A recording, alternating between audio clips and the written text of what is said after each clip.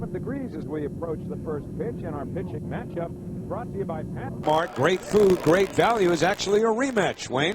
Yeah, it's a rematch of what happened at Citi Field. I don't think we're going to see the same amount of hits and runs. In fact, the Mets lost that game to Aaron Harang and the San Diego Padres, despite the fact that they had 15 hits in the game and left 13 on the bases. Aaron Harang has been a particular day in New York with those four. Duda hitting .276. Left-hand batter, the 1-0, taking on the outside corner. Duda had 2 hits, including a home run yesterday in Phoenix. So now he's got 4 homers, 28 RBIs.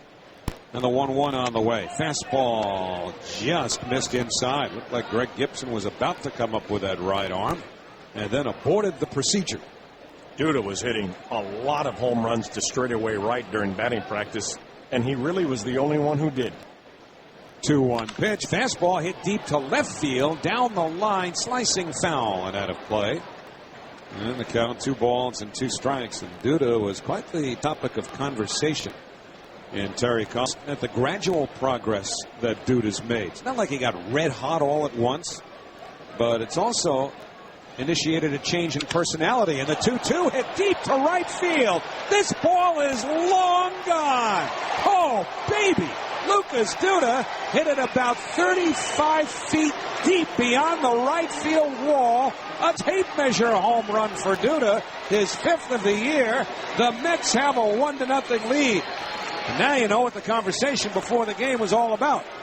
Well, that's what the conversation was around the batting cage with his fellow teammates. They were hooting and hollering as he did this in batting practice. It's wonderful to be able to see him do that and have it carry over to his first at bat in a game. Wow. For a minute, I thought that ball might reach the upper deck. Here's Jason Bay taking a fastball high and outside 1-0. And to explain, behind the right field wall here, there's about, 30 rows of permanent seats. The 1-0, fastball swung on and missed. 1-1 to Jason Bay. Then there's the second deck, actually overhangs the field. That second deck is recessed, and I thought that ball might have been going that way. The 1-1 taken on the outside corner, a fastball, 1 ball and 2 strikes. Well, the interesting thing that Terry was saying is that Duda's personality has perked up. He's become more animated, loosened up, along with the improvement in his play. And the 1-2 foul back upstairs behind home plate. The count still 1-2 to Jason Bay. And so one of the things Terry was saying is that he's thinking he's got to get Duda some games in right field because that's where he's going to have a chance to win a job next year. The 1-2 on the way. Slider low outside, 2-2. But in Terry's mind right now, Lucas Duda is going to come to camp in real good position. And who knows what's going to happen with outfielders during the offseason in terms of deals. But he's going to have a chance to be an everyday player next year. The 1-2 on the way. Swung on and missed, strike 3. Got him with a slider. And that's the first out. So Jason Bay now hitless in his last 9 at-bats. 1 away, and Jason Friday coming up.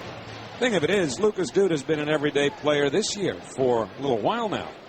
But certainly Ike Davis projects as the first baseman every day next year, assuming he comes back healthy. So that would leave Duda's bat no room on the infield, but they'll make room for him. Here's Jason Friday playing right field tonight. Takes the first pitch, breaking ball low. 1 ball, no strikes. Well, that home run meant that Hyundai donated another $100. Well, they will. We don't have to bill them. They know what to do. But it goes to the Hope and Heroes Children's Cancer Fund. 1-0 on the way. Breaking ball swung on and missed. 1-1. And that benefits the New York Presbyterian Morgan Stanley Children's Hospital and Columbia University Medical Center for every homer they hit this season. So it's now an $8,300 contribution. 1-1 to Pridey. Fastball high to the left-hand hitter, 2-1. What was nice to see is that there was a meeting today, and that was with the hitters, and they wanted to change their approach with Harang. A lot of the hitters were outspoken, saying in that start at Citi Field, they didn't see the ball out of his hand very well. 2-1, 2-2. He can be very deceptive with that front left arm kind of hiding the ball as he comes over the top, and he does come over the top. And so a lot of guys were saying we swung at a lot of pitches outside of the strike zone. There's the 2-2 to Pridey. Slider inside and low, full count. And that was the one focus today. Make him throw a pitch where you're looking for it. If it happens just one time per at bat, so be it. But look for that pitch and quit chasing his. 3-2 to Pridey. Now the payoff pitch. Fastball outside, ball 4. First walk of the game. Mets get a 1-out base runner. And that will bring up the catcher, Josh Tolley. And we'll also look at the out-of-town scoreboard, brought to you by Mercy College. Thinking of transferring to a new college? Go to mercytransfer.org today. In the National League, they had some dramatics in Atlanta as the Braves scored 3 in the bottom of the 9th inning. Freddie Freeman's 2-out, 2-run single on a 3-2 pitch won the game for the Braves 5-4. Here's Tolley, and he takes on the outside corner, a called strike. So the Braves beat the Giants 5-4, and that game could have wild card implications. The Giants 2 games behind first place Arizona in the West, but also were trailing the Braves by 4 in the wild card. Now a throw to first, and Pridey is back standing. Now the Braves increased their wild card lead over the Giants. Phillies are 9 games ahead of the Braves. So the Braves thinking wild card, clearly. Now the 0-1 to Tolley, hit high in the air to deep right field. Venable going back near the jury box. He can't get it. It's a home run. Josh Tolley hits it into that little jury box, which juts out from the right field wall onto the warning track. Right near the foul pole, just 322 feet away from home plate. For Tolley, his 3rd home run of the year. 2 home runs for the Mets here in the 2nd inning. The Mets are leading by a score of 3-0. Well, Tolley wore him out, that being Aaron Harang, in that game at Citi Field. He went 3 for 3 in his at-bats against him with 2 singles and a double and scored 2 runs. And he just continues to have success against Harang because he's looking for a pitch, inner half, and seeing if he could pull the ball. So 3-0 New York as the struggles of Aaron Harang continue. Ruben Tejada fouls the first pitch back into the second deck. Nice grab made by a fan between home and first. And the count 0-1. Tejada batting at .254 with no homers and 22 RBIs. Something was going on in that Met dugout. The way they reacted to Tolley's homer. The 0-1 fastball chopped past the mound, charged by the shortstop Bartlett. He's got it, throws to first in time, 2 men away. I have a feeling that the left-handed hitters, and Duda's in a different situation because he's going to hit balls out of any park with his power.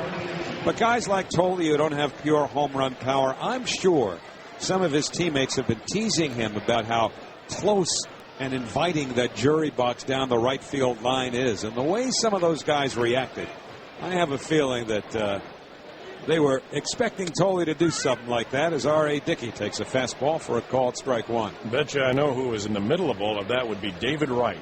He was riding him incessantly in batting practice about not hitting with power.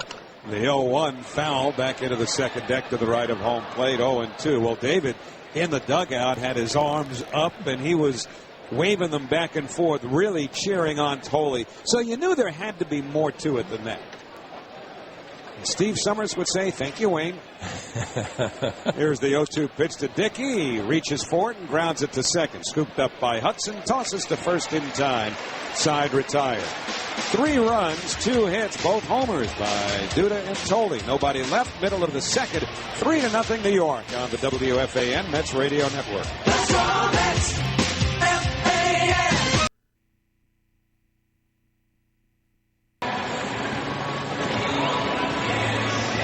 Back here at Petco Park in San Diego, 3-0 New York. The Power Report is brought to you by Con Edison. Save big on energy costs for your home and business with a Con Edison Green Team at coned.com.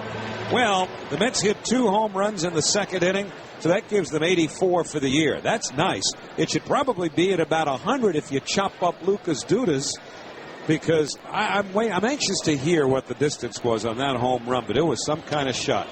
R.A. Dickey's first pitch to Kyle Blanks inside and low. 1 ball and no strikes. That was Shea Bridge distance. That truly was. Massive homer. Pitch back to Blanks on the outside corner. And the count now on Kyle Blanks, 1 ball and 1 strike. Blanks hitting .235 with 3 home runs. And the pitch swung on and missed. On a knuckleball from Dickey. And the count, no balls and 2 strikes. Blanks, kid who's playing first base because guy who destroyed the Mets last week is hurt. The 0-2 on the way, take it outside. And the count, 1 ball and 2 strikes. Last week, Jesus Guzman hit everything hard, whether it was caught or not. And they hurt his elbow this weekend. 2-2 pitch, line to shallow center. That's going to fall in for a base hit. Reaching down to get it is Pagan, turning first and holding on with a single to center is Blanks. And the Padres have the leadoff man aboard with the Mets leading 3-0 near the bottom of the 2nd inning. And the batter now will be Orlando Hudson, and he left one of the games against the Mets last week with an injury, but he taps Josh Tolley on the chest protector, and this is what Orlando Hudson does. He's as loquacious as anybody in baseball. He'll talk to everybody. Pirates beat the Cardinals 6-2. Xavier Paul and Ryan Doumit with home runs. Hudson hitting .246, switch hitter batting left. Takes the first pitch outside, a fastball, 1-0. Hudson is on the disabled list twice this year with hamstring and groin problems. In the last few years, he hasn't been as capable of staying on the field as he was during his Gold Glove days. He's won 4 of them. The 1-0, a knuckleball on the dirt ball, too. And the count 2-0 now on Orlando Hudson. Nick Hundley, the catcher, waits on deck.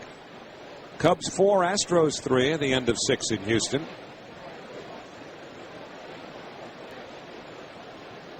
Two and 0 to Hudson, the outfield straight away. Now the pitch. Fastball hit foul into the seats down the third base line into the second deck. So the count 2 balls and 1 strike to Orlando Hudson. The Brewers behind Randy Wolf lead the Dodgers 1-0 at the end of 7 in Milwaukee. Ryan Braun's 23rd homer accounting for the scoring. Ted Lilly pitching for the Dodgers. Brewers are so tough at home. 2-1 pitch on the way. Late swing and a foul coming back to the backstop, but a fastball. And the count 2-2. The Brewers at Miller Park have won 44 and lost only 15. They start play today 5 games ahead of the Cardinals in the National League Central. And again, the Cardinals have lost, so the Brewers have a chance to gain another game. 2-2 to Hudson. Knuckleball hit on the ground towards third. Backhanded along the line by right. Long throw on one hop. Not in time. Infield single for Orlando Hudson. Going to second and stopping there is Blanks. And the Padres have runners at first and second. Nobody out. And our curiosity has been satisfied. As far as Lucas Duda's home run, they call it 435 feet. And that's one of the longer home runs a Met has hit in several years. And they've had a couple go up to that Shea Bridge, as Wayne mentioned. Mike Davis has done that. Here's Nick Hundley, and the first pitch to him, a knuckleball for a called strike, dropped by Tolley. Hundley back in business after having his right elbow scoped. He went on the disabled list a little more than a month ago and just came off on Friday and went 3 for 3 with a home run. And was in Cincinnati, where the Padres wound up losing 2 out of 3. But boy, did they ever hit on their just completed road trip. The 0-1 take it inside. And the count 1 ball and 1 strike to Hundley, who is the 15th batter of the game. And Geico wants you to know that a 15-minute phone call can save you 15% or more on your car insurance. Call 1-800-947-AUTO. Here's the 1-1. Knuckleball hit high in the air to right field, not deep. Pridey froze, now drifts back, makes the catch on his heels. The runners tag but don't go anywhere as Pridey plays it in quickly to Turner. So 1 out. And it'll bring up Aaron Cunningham, the right-hand hitting left fielder. The Padres went 6-4 on their road trip as they crushed the Pirates 3 out of 3. Split 4 games with the Mets and lost 2 out of 3 in Cincinnati. But for a Padres team that's last in the National League in hitting and had been right around the bottom of the league in runs scored, In those 10 games, when they went 6-4, they averaged 7 runs per game.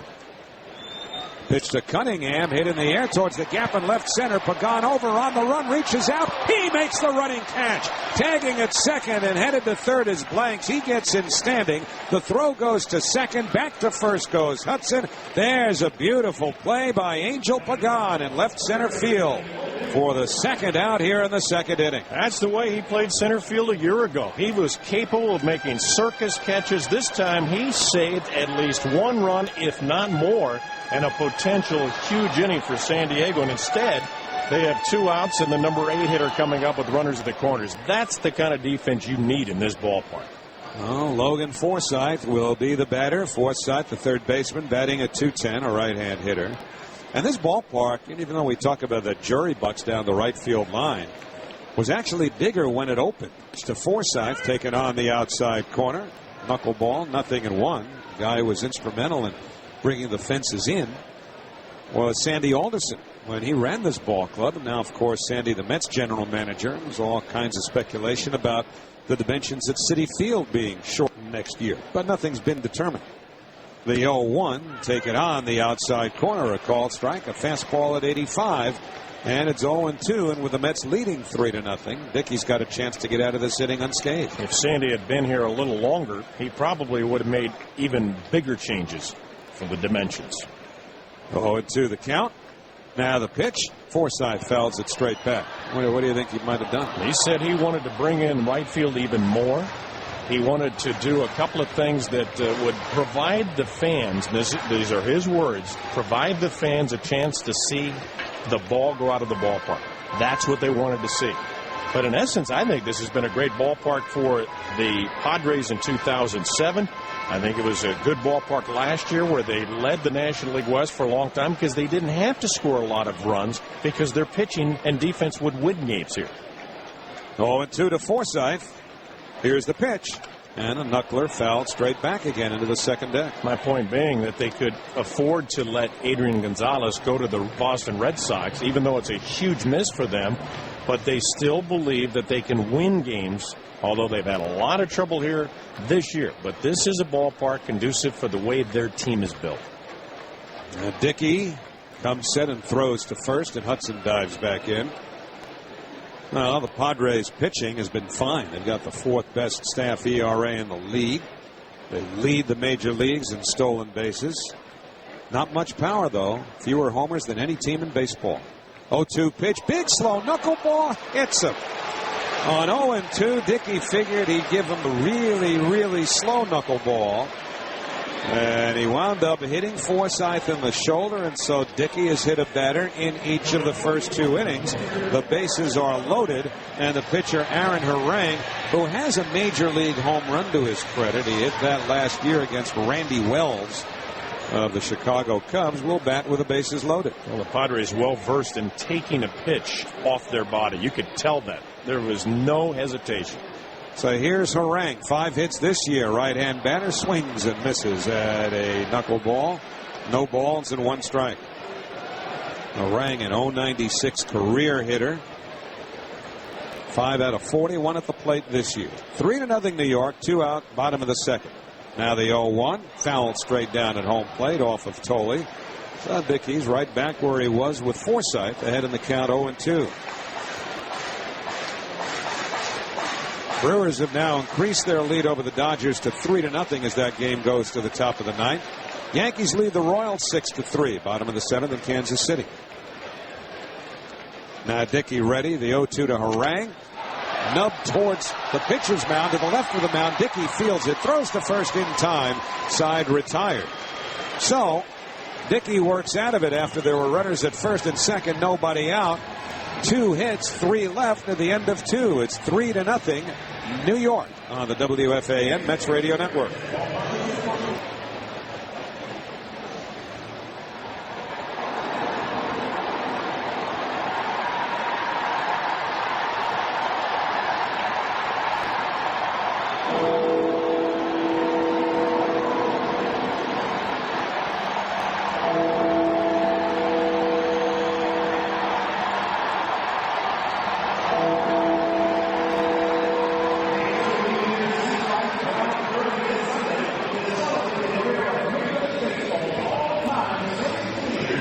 We go to the third inning here in San Diego. The Mets are leading the Padres 3-0. And the Mets have about an hour and 20 minutes to get their first-round draft pick, Brandon Nimmo, signed to a contract. Most people around the ball club feel that's going to happen. These things always seem to go down to the deadline, but we'll let you know when and if that deal is consummated. Right now we go to the third, and it's back to the top of the Mets order, Wayne. All right, thank you, Howie. And Angel Pagan with the 8-game hitting streak struck out his first time, stands in, and he takes a fastball over for a strike, and the count is 0-1. Well, Aaron Harang gave up 2 home runs in the second inning due to a long blast, 435 feet, and then a 2-run shot by Josh Tolley just down the right field line. That was a 2-run shot. Here's the pitch, and it's a fastball outside. And the count is 1-1 strike to Angel Pagan. Justin Turner, David Wright to follow. Cool evening, even by San Diego standards at this time of year, 67 degrees. The pitch swung on. That's hammered to right, a base hit. On one hop, it's played back in by Will Venable, who, by the way, when he was caught at first base, picked off in the first inning after being hit by a pitch, had some problems with his hand. He was being attended to in the dugout for San Diego, but he's still in there. And with Angel Pagan at first base, the Mets have an immediate threat on the bases. He has swiped 24, and you got a guy who handles the bat pretty well, Justin Turner. Fly to center field his first time. Not a bad time to put a hit and run on. Throw over to first base, runner back. We're coming to you live from the Peerless Boilers broadcast booth. Remember, Peerless builds America's best boilers. Mets trying to win the first game of this 3-game set. And then they will head back for a weekend with the Brewers in New York. The pitch, he squares the bunt, takes the pitch outside, a fastball at 92 miles an hour. Justin Turner takes a look at Chip Hale, the third base coach. It was quite a day for 8 members of the New York Mets organization. They went over and met with some of the Navy SEALs here on the island of Coronado, not too far from our hotel. Here's the stretch. The pitch is on the way, and a fastball taken for a strike as Pagan bluffed at first. The count is 1-1. Jason Isringhausen, who wants to be in the middle of anything that has to do with the military, he's always had the stated goal he wants to go up with the Blue Angels. He might be too big to fit into that cockpit, to be honest with you. He's too big a man. They do have restrictions. Here's the 1-1 with the runner going. A swing and a miss, and now Pagan stops the throw down to Orlando Hudson. Now scampering back to the first base bag, diving and not safe, says the first base umpire Jerry Davis, as Hudson finally unloaded the throw to Kyle Blanks, who tags him out. Now Pagan is arguing, Mookie Wilson is arguing with Jerry Davis, and here comes the manager, and Terry Collins is going to pick up that conversation. Pagan did not feel he was touched on his back, but the important point about this whole deal is that was a hit and run, and contact was not made by Justin Turner, and Pagan gets caught stealing, and it goes 2-4-3. And Turner's still at the plate. Terry Collins, a quick argument, didn't win it, and back to the dugout he goes. One very big out here. And a ground ball out to the shortstop. Bartlett charges, throws, submarine, and throws out Turner at first base. That could very well have been a double play. Who knows? But Pagan was going what appeared to be a hit and run. It clearly was a hit and run because, first off, the base runner does not get anywhere near as good a jump on a hit and run as he does in a straight steal. He'll always look back in. Pagan broke, at least for him, somewhat slowly off of first base. He looked in twice and decided when he saw that throw come into Hudson that he was going to be out by 30 feet. So I'd figure getting a run down and let them handle the ball, and he might have been safe after all. David Wright takes the pitch for a strike, a slider, and the count 0-1. But there are a lot of people, a lot of managers, a lot of coaches who will advise their runner, don't stop, just keep going. Exactly. 0-1 pitch, swung on and missed. Looked like he threw him another slider, and it was a low one. 0-2. And I think you can understand the thinking there because Pagan was going to be out by 30 feet. So he figures, all right, let them handle the ball. Maybe they'll make a misplay. Harang ready and delivers, and a fastball is very high. 1-2 strikes.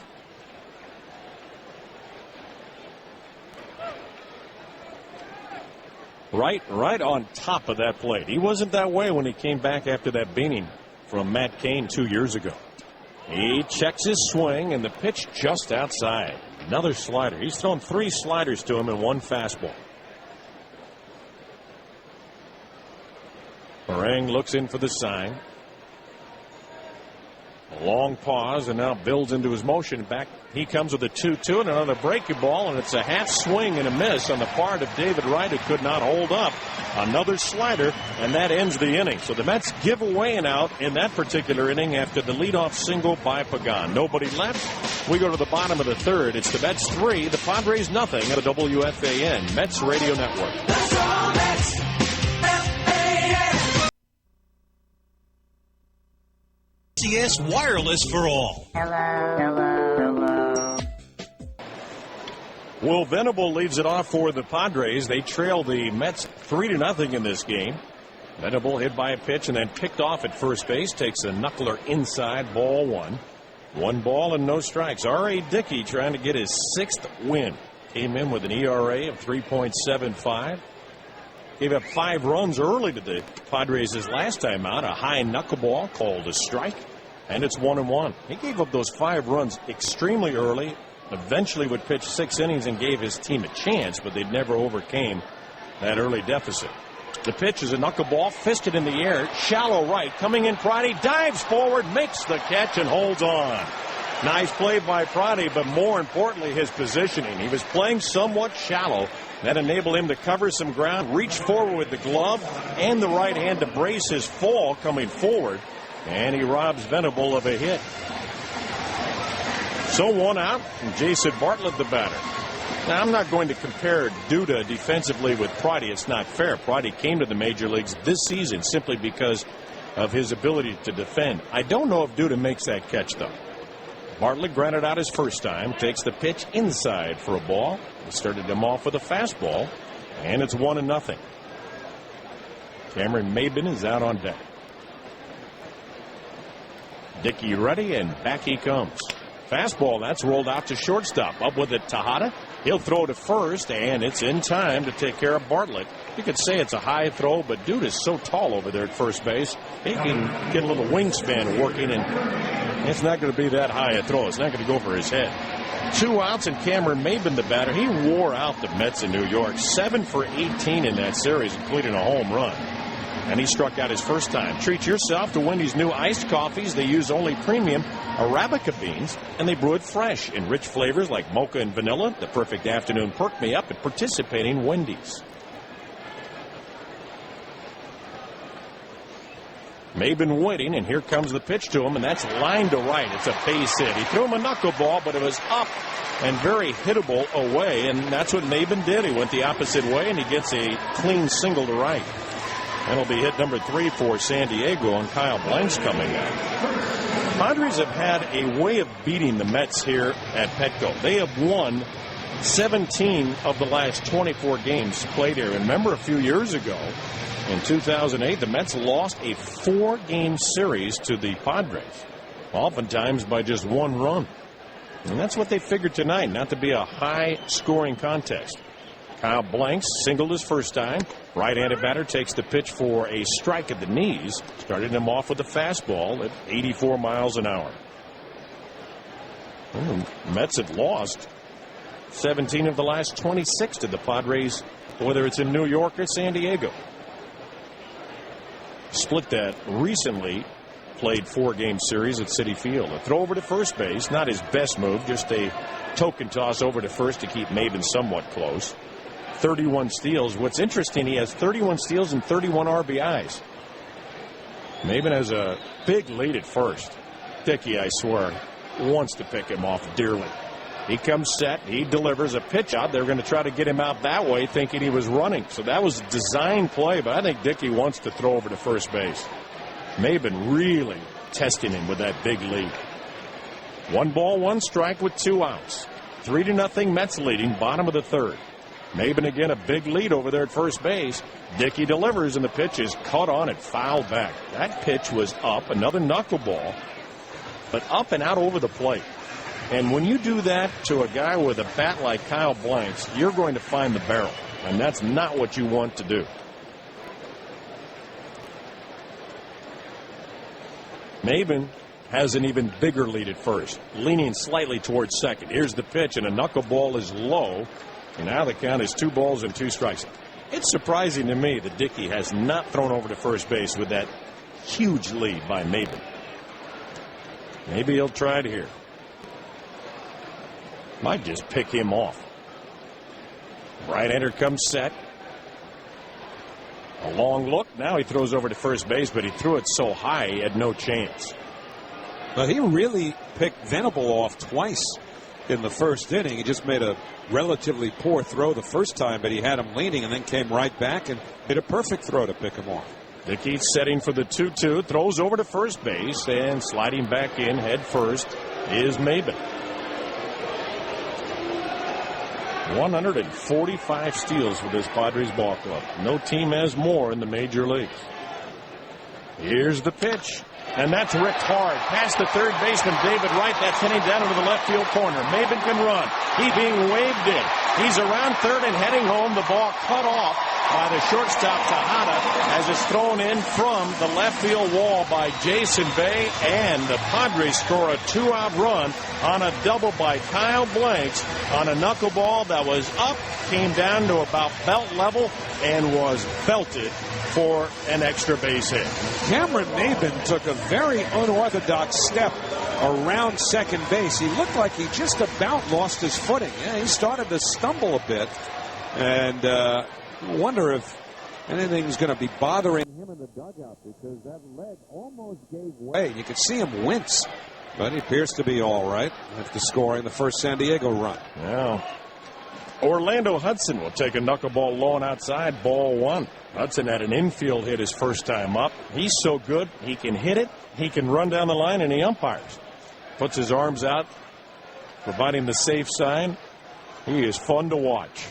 The pitch on the way, and he bounds it towards the first baseman. Duda has it, runs to the bag, steps on it. Hudson is retired, and so are the Padres. But they get a run on 2 hits and a man left on, and at the end of 3, it is the Mets 3, the Padres 1 on the WFA and Mets Radio Network.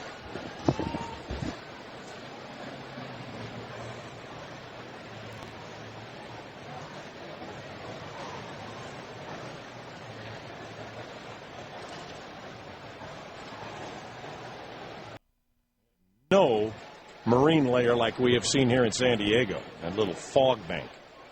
2-2 pitch. Swung on. That's rifled to left center field. Coming fast, the left fielder diving forward makes a spectacular catch. Aaron Cunningham got that ball to meet the webbing just as it hit the blades of grass. That's how good a catch that was to Rob Duda, who smoked at the left and is robbed of a base hit.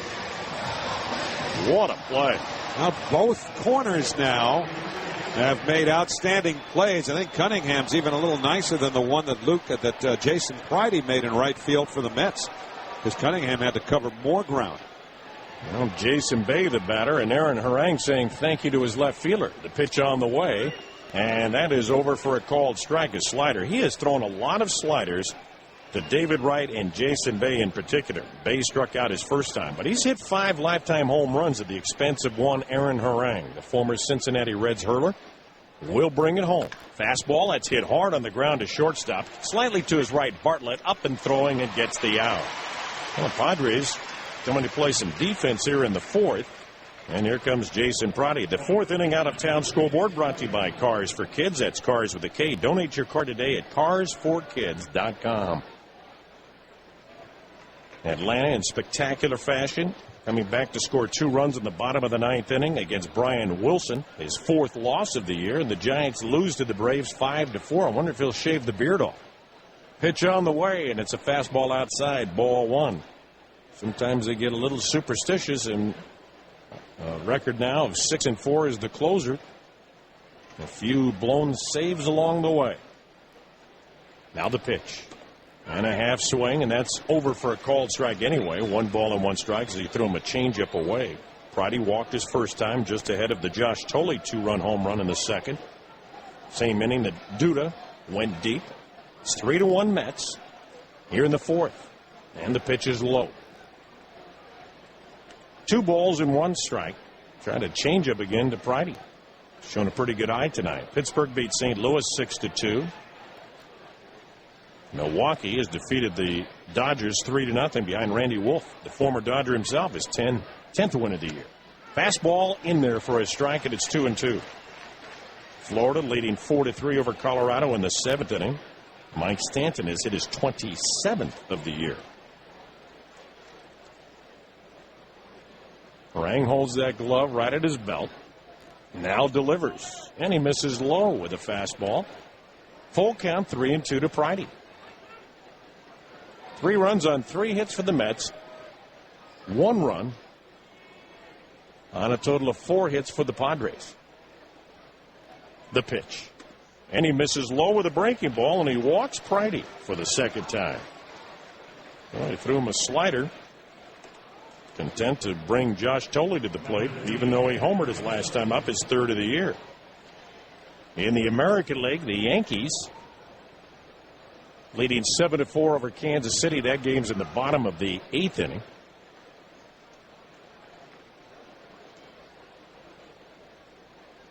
Minnesota beat Detroit 9-6, and Jim Thome had a pair of home runs, now has 600. Runner goes. The pitch is low. The throw is high to second base, and sliding in safely is Pridey as he took off on the first pitch. So the Mets go into a weapon that the Padres have not used extensively. And Nick Hundley immediately goes out to the mound, joined by the shortstop Jason Bartlett. They might be discussing walking Josh Thole here with Ruben Tejada, a right-hand batter on deck, the number 8 hitter. We'll see. And let me refer to that statement and give you a little bit more clarification. They haven't really utilized it against R.A. Dickey like I thought they would in that game back at Citi Field. They did not steal a base in that game against Dickey. They stole 3 in 1 inning against Bobby Parnell later. Here's the pitch to Thole, and it's over for a called strike. A slider, and it's 1 ball and 1 strike to Thole. I gave him a breaking ball, but right now content to pitch to him. Thole looking for something good to hit here on the 1-1. Target set, and Harang delivers, and a big overhand curve is in for a strike. 1 ball and 2 strikes.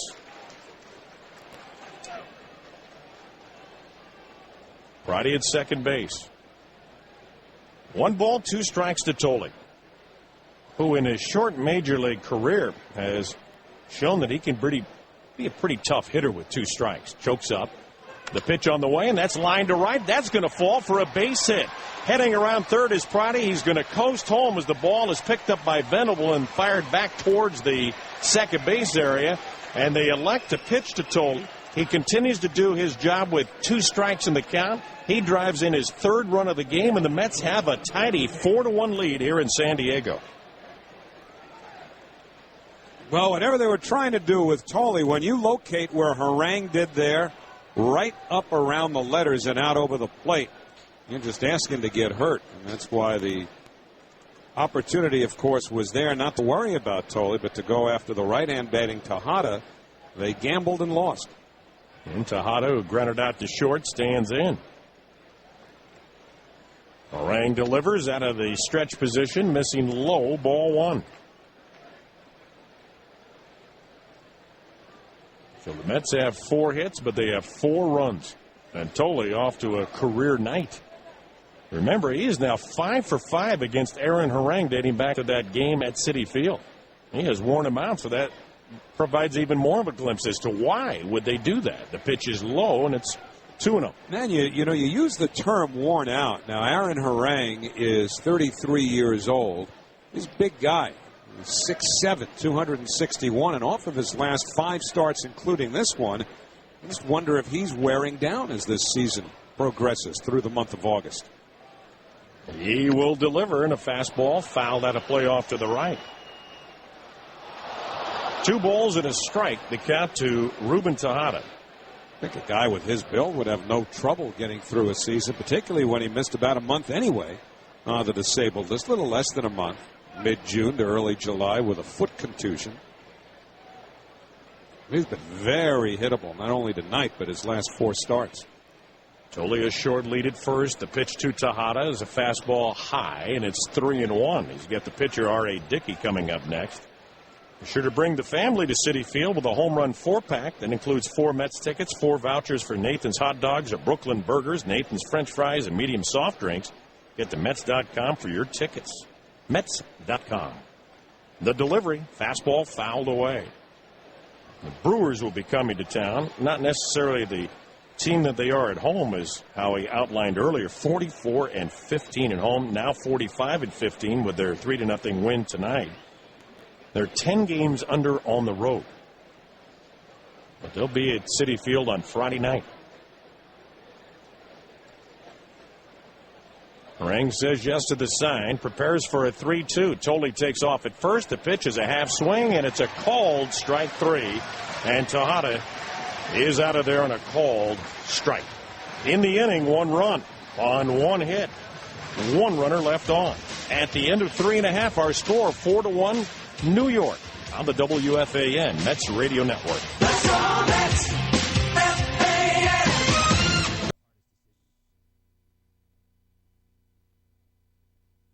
Mets baseball tonight brought to you by RE/MAX of New York. Nobody in the world sells more real estate than RE/MAX. Visit RE/MAX.com today, your foreclosure and short sale experts.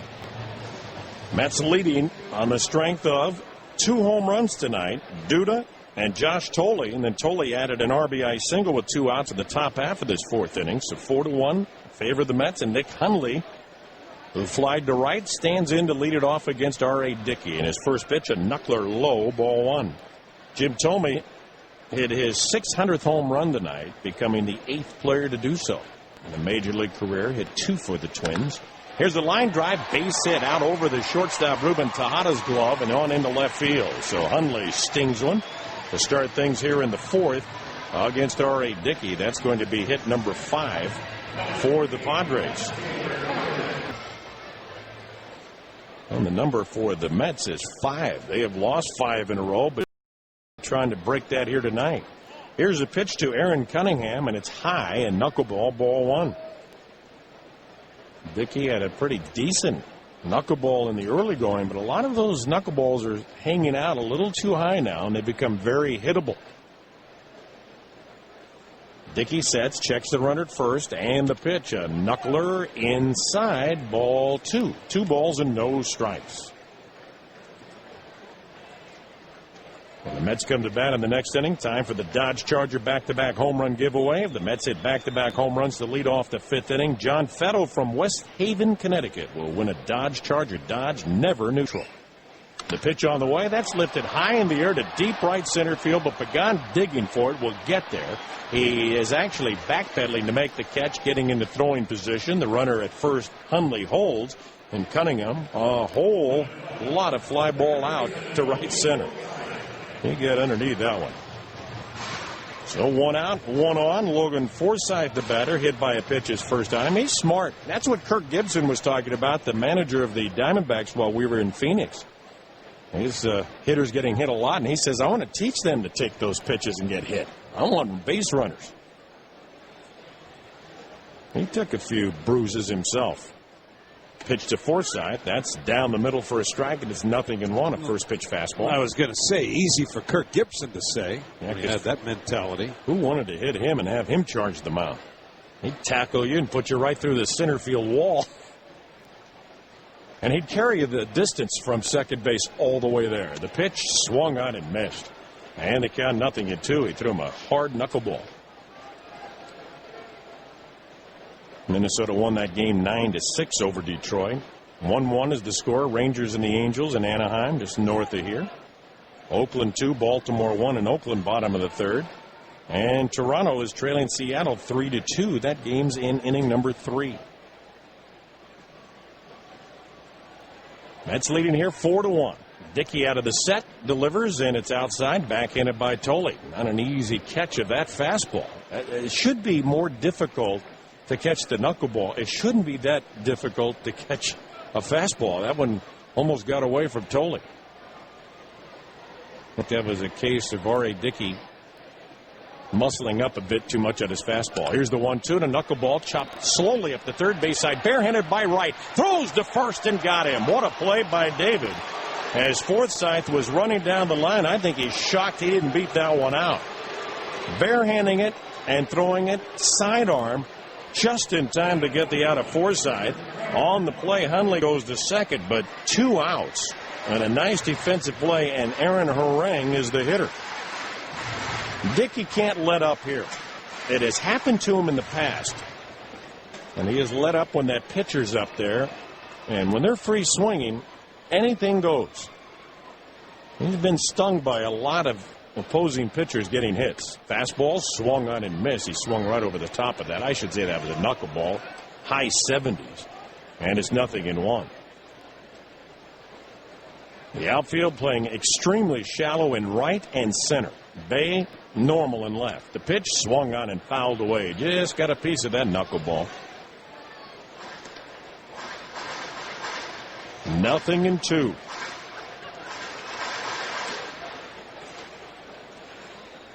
Mets leading 4-1, although being out hit 5-4 by the Padres. Runner at second base, 2 outs. Harang behind in the count, 0-2. And the 0-2 pitch, a knuckleball bounces up there and taken out of the dirt by Tolley. Nice backhanded stab at the ball. 1 ball and 2 strikes. Padres have been a nice little ball club lately, winning 7 of the last 11. The pitch. Fastball, top foul at the plate. So he came with a fastball, and it's 1 ball and 2 strikes.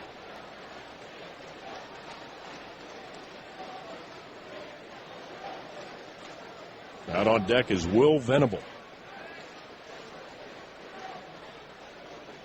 Hundley off to his lead.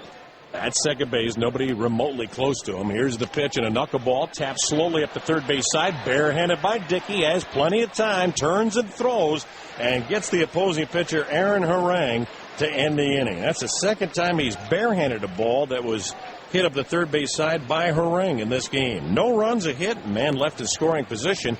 And as we go to the 5th inning, it's the Mets 4 and the Padres 1 on the WFAN Mets Radio Network.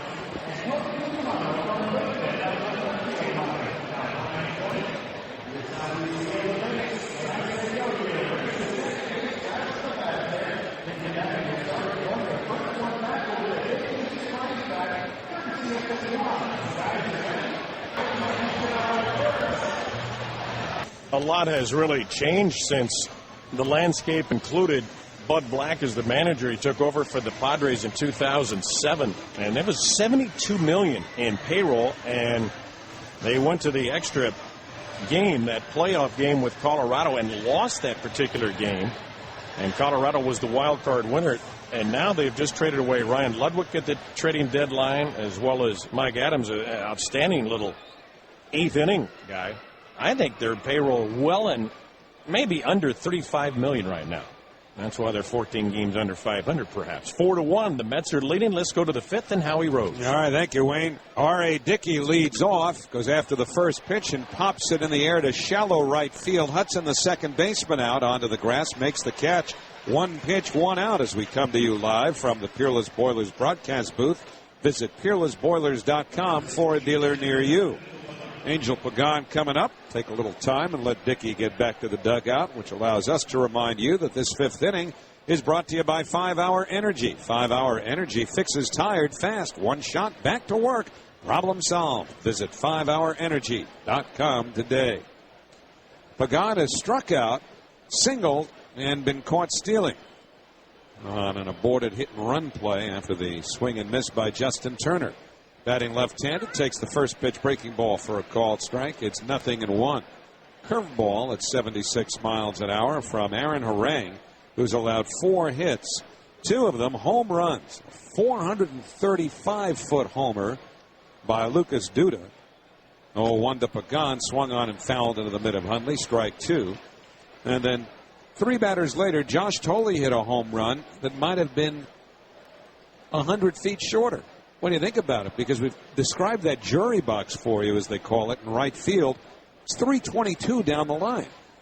The 0-2 on the way, chopped to the left side. Cut off by the third baseman, Forsythe. His throw to first just in time to get the speedy Pagan 2 men away.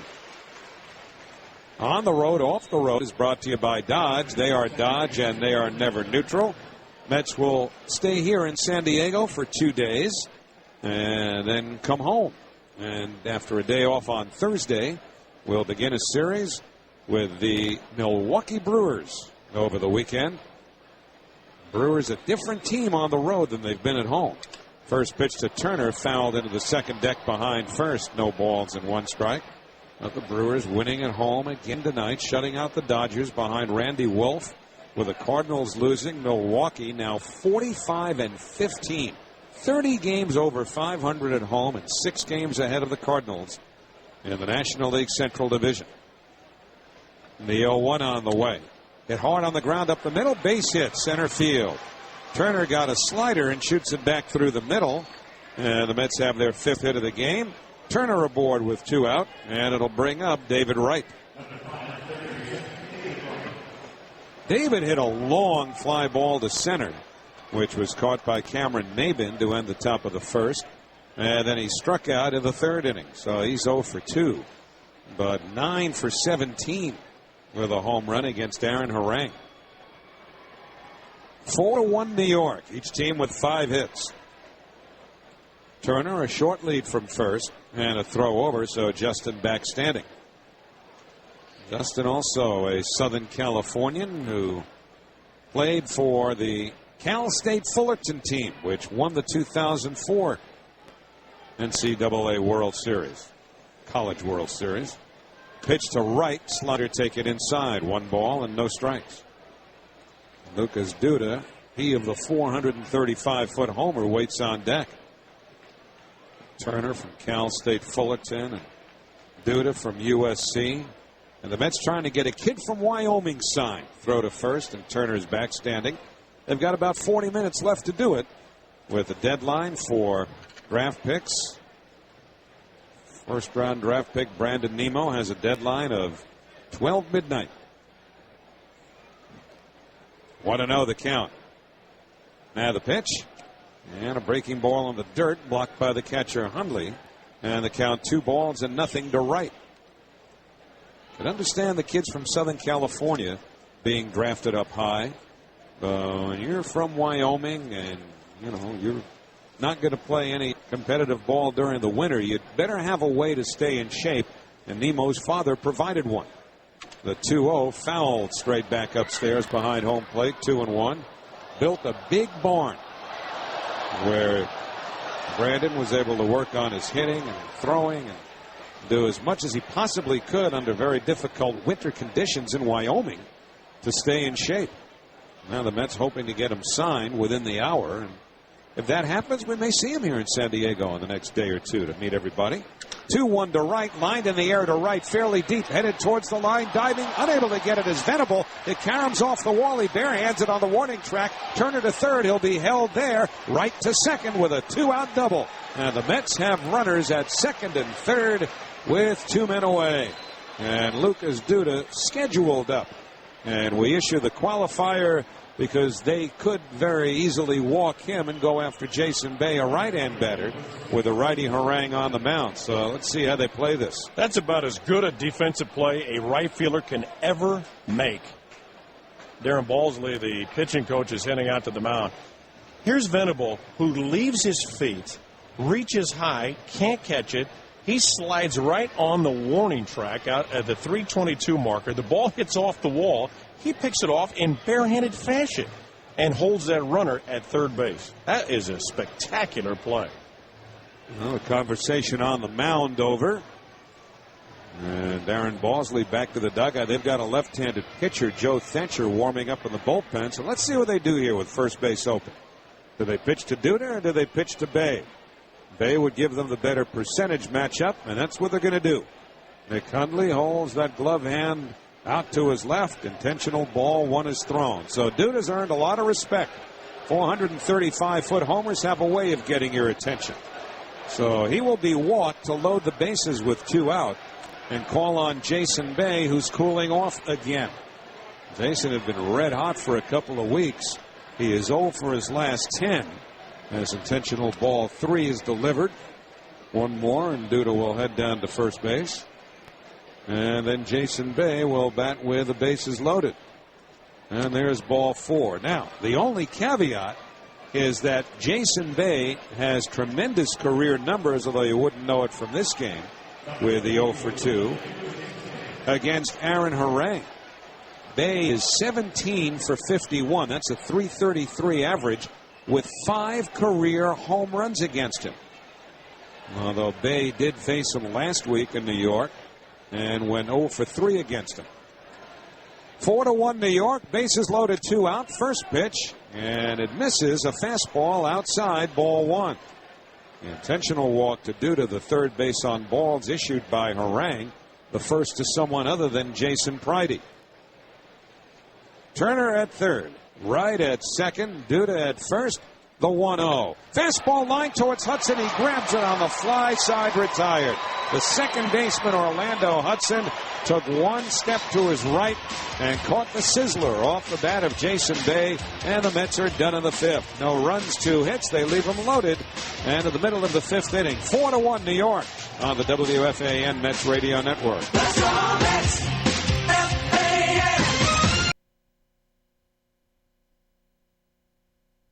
4-1 New York as we go to the bottom of the 5th inning. The in-game summary is brought to you by Metro PCS. Now buy any phone and get one free.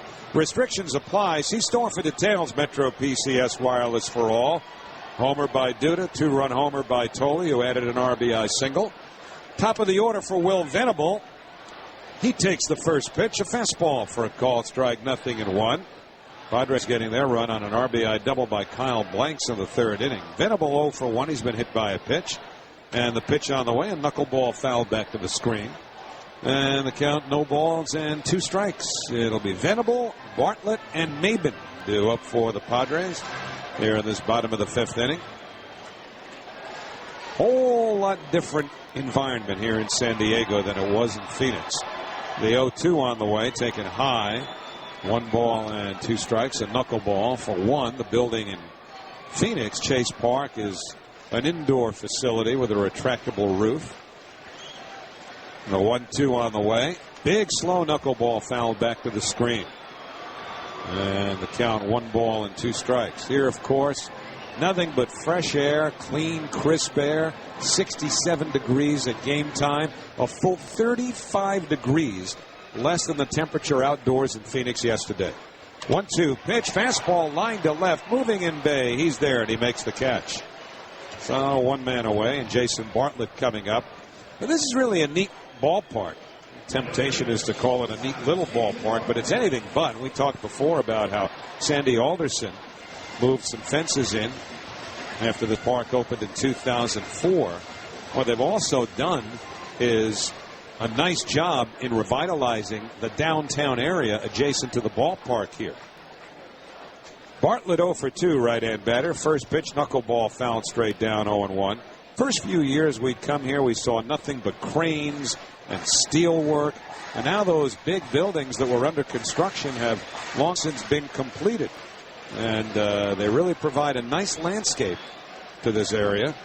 The 0-1, another knuckleball in for a called strike. It's 0-2. I've seen it happen before my very eyes, Howie. When I went to college here and graduated in 1979, you and I, if we were San Diego State students, would never go downtown San Diego for anything.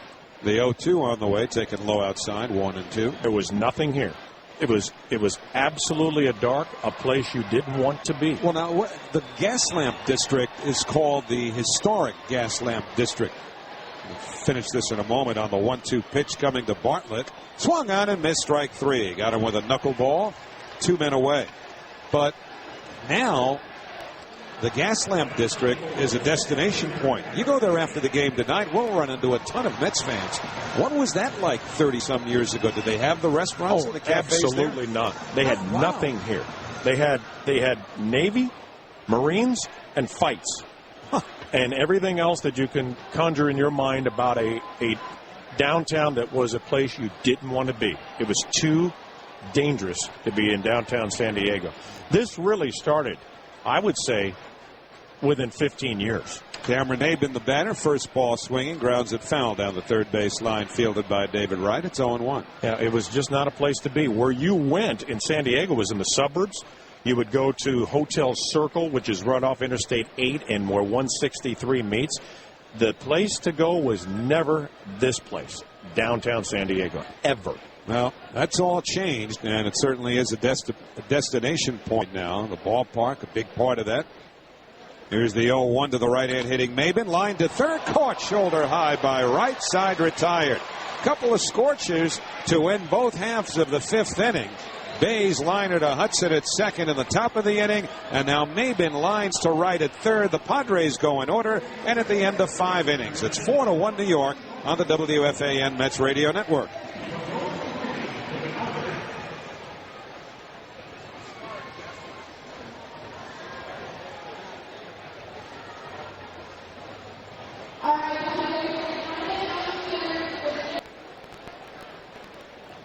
We head to the 6th inning here in San Diego, 4-1 New York. Jason Friday leads off for the Mets, Wayne. All right, thank you, Howie. In the first pitch, he hits it in the hole between third and short and on into left field, a base hit. He got jammed.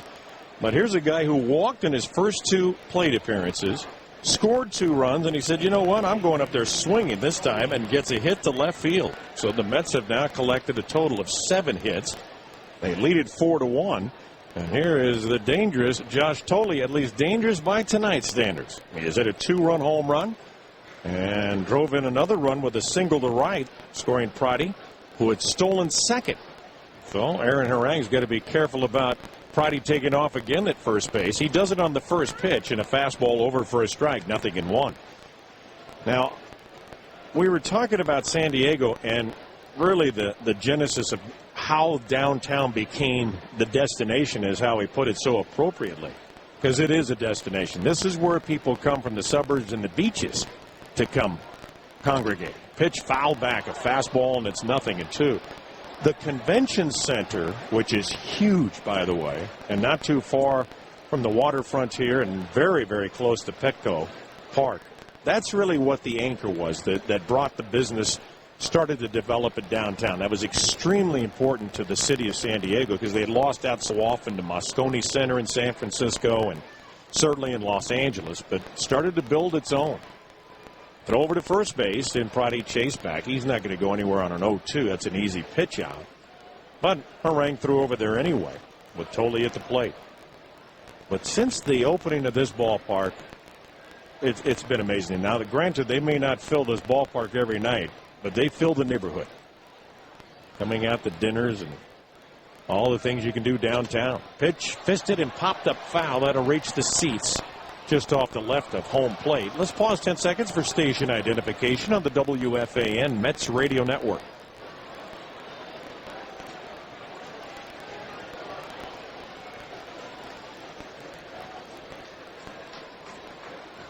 Wayne Hagan with Howie Rose here in San Diego. The Mets on top, 4-1. Another throw to first. Pratty chased back to the bag.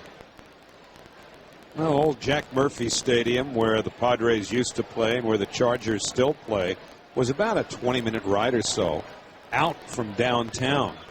And this park has totally changed the complexion of the Padres franchise. I agree. Pitch is swung on and fouled in and out of the catcher's mitt of Nick Hundley. Remember, there was a time not long into the Padres' existence when it looked like they were gone. They were about to move to Washington, D.C. before Ray Kroc bought them in the 1970s.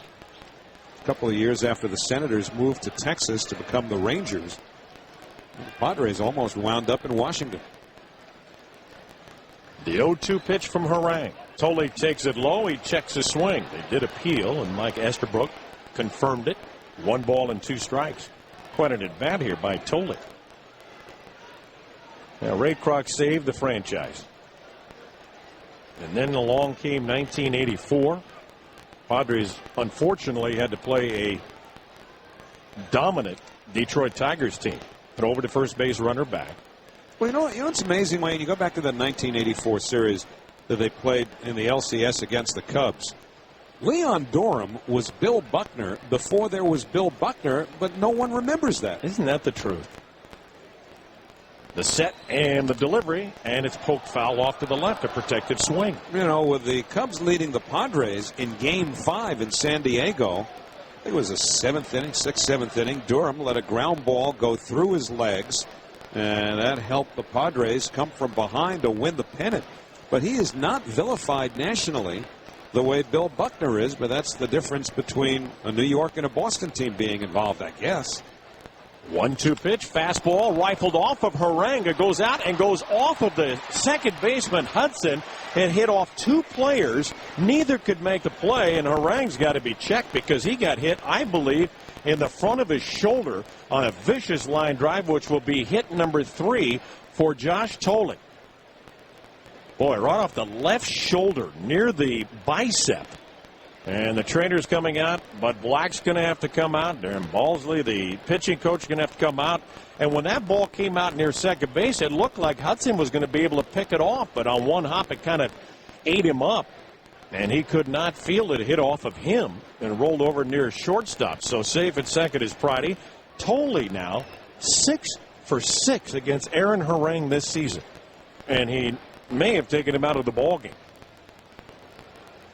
That was a wicked shot. Hit on the fly right back to Harang, who's telling Bud Black he's fine. Well, we may see a pitcher drilled out of a game because of injury, and we will, as they're going to the bullpen, 3 straight nights now. I don't know that I've ever seen that. No, that is very, very strange. Helfrey on Saturday, Jason Marquis yesterday, and Aaron Harang heads for the showers. Very well in Double-A at San Antonio, where he was 5-0. Was brought it up to the major leagues in the latter stages of July, and he takes over for Aaron Harang, who had to depart this ball game after being hit by a line drive off the bat of Tolley. Runners at first and second, nobody out, and Ruben Tejada takes the first pitch. It's a fastball outside, ball 1. Hamron is appearing just his 5th game, 3.86 earned run average. So he's in this game in a hurry. Tejada normally would be bunting, but now with the pitch due up next. Pitch on the way, and he swings and lofts it foul out of play off to the right. 1 ball, 1 strike. Mets leading this game 4-1. Aaron Harang is still in the dugout, and in fact, as much as it looked like it hit him off the arm on that line drive, he's also was checking his right hand, his fingers, for feeling perhaps after being winged by that line drive. But forced to leave the game. Here's the pitch and a ground ball towards third. Up with it, Forsythe to second, out. Bouncing to throw to first is Hudson. In time, held by Blanks. Nice play by the Padre first baseman, and they turn at 5-4-3 double play. And Priddy ends up at third base. He's there with 2 outs. Hudson did something that, unfortunately, Daniel Murphy couldn't do very well, and that was to get out of the way of a sliding runner. Hudson coming towards the third base bag, flashing across the second base bag, and just completely out of the way of the hard sliding Josh Tolley. Here's a pitch nearly sent to the backstop, backhanded nicely by Hundley, and it's 1-0 to R.A. Dickey. And the Mets trying to score another 2-out run. That's always a backbreaker for a defense. You're that close, you get the pitcher up, and you think you're going to get out of it. Here's the pitch, and he swings and tops it foul at the plate, and it's 1-1. Dickey has grounded out and popped up. Each time he's directed, the ball struck to the second baseman. Well, a nice way to come in and pick up Aaron Harang. Hamron inducing that double play. He's ready for the 1-1. Fastball line, where else? To a leaping second baseman, Orlando Hudson, for the 3rd straight time. Dickey's hit it that way, and that ends the inning. No runs. There were 2 hits in the inning, and 1 runner left on base. We go to the bottom of the 6th here in San Diego. It's 4-1 Mets at the WFAN Mets Radio Network. Let's go Mets! FAN!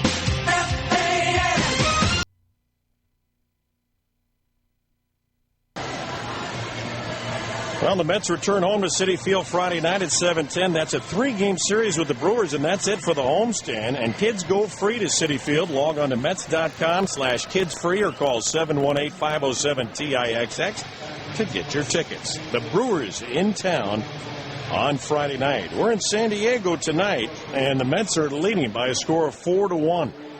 Kyle Blanks will lead it off against R.A. Dickey. Twice he has reached safely against him with 2 hits, a single and a double. And he takes the knuckler over for a called strike 1. Blanks with a double with 2 outs, scoring Cameron Maben from first base in inning number 3 for the lone run for the Padres.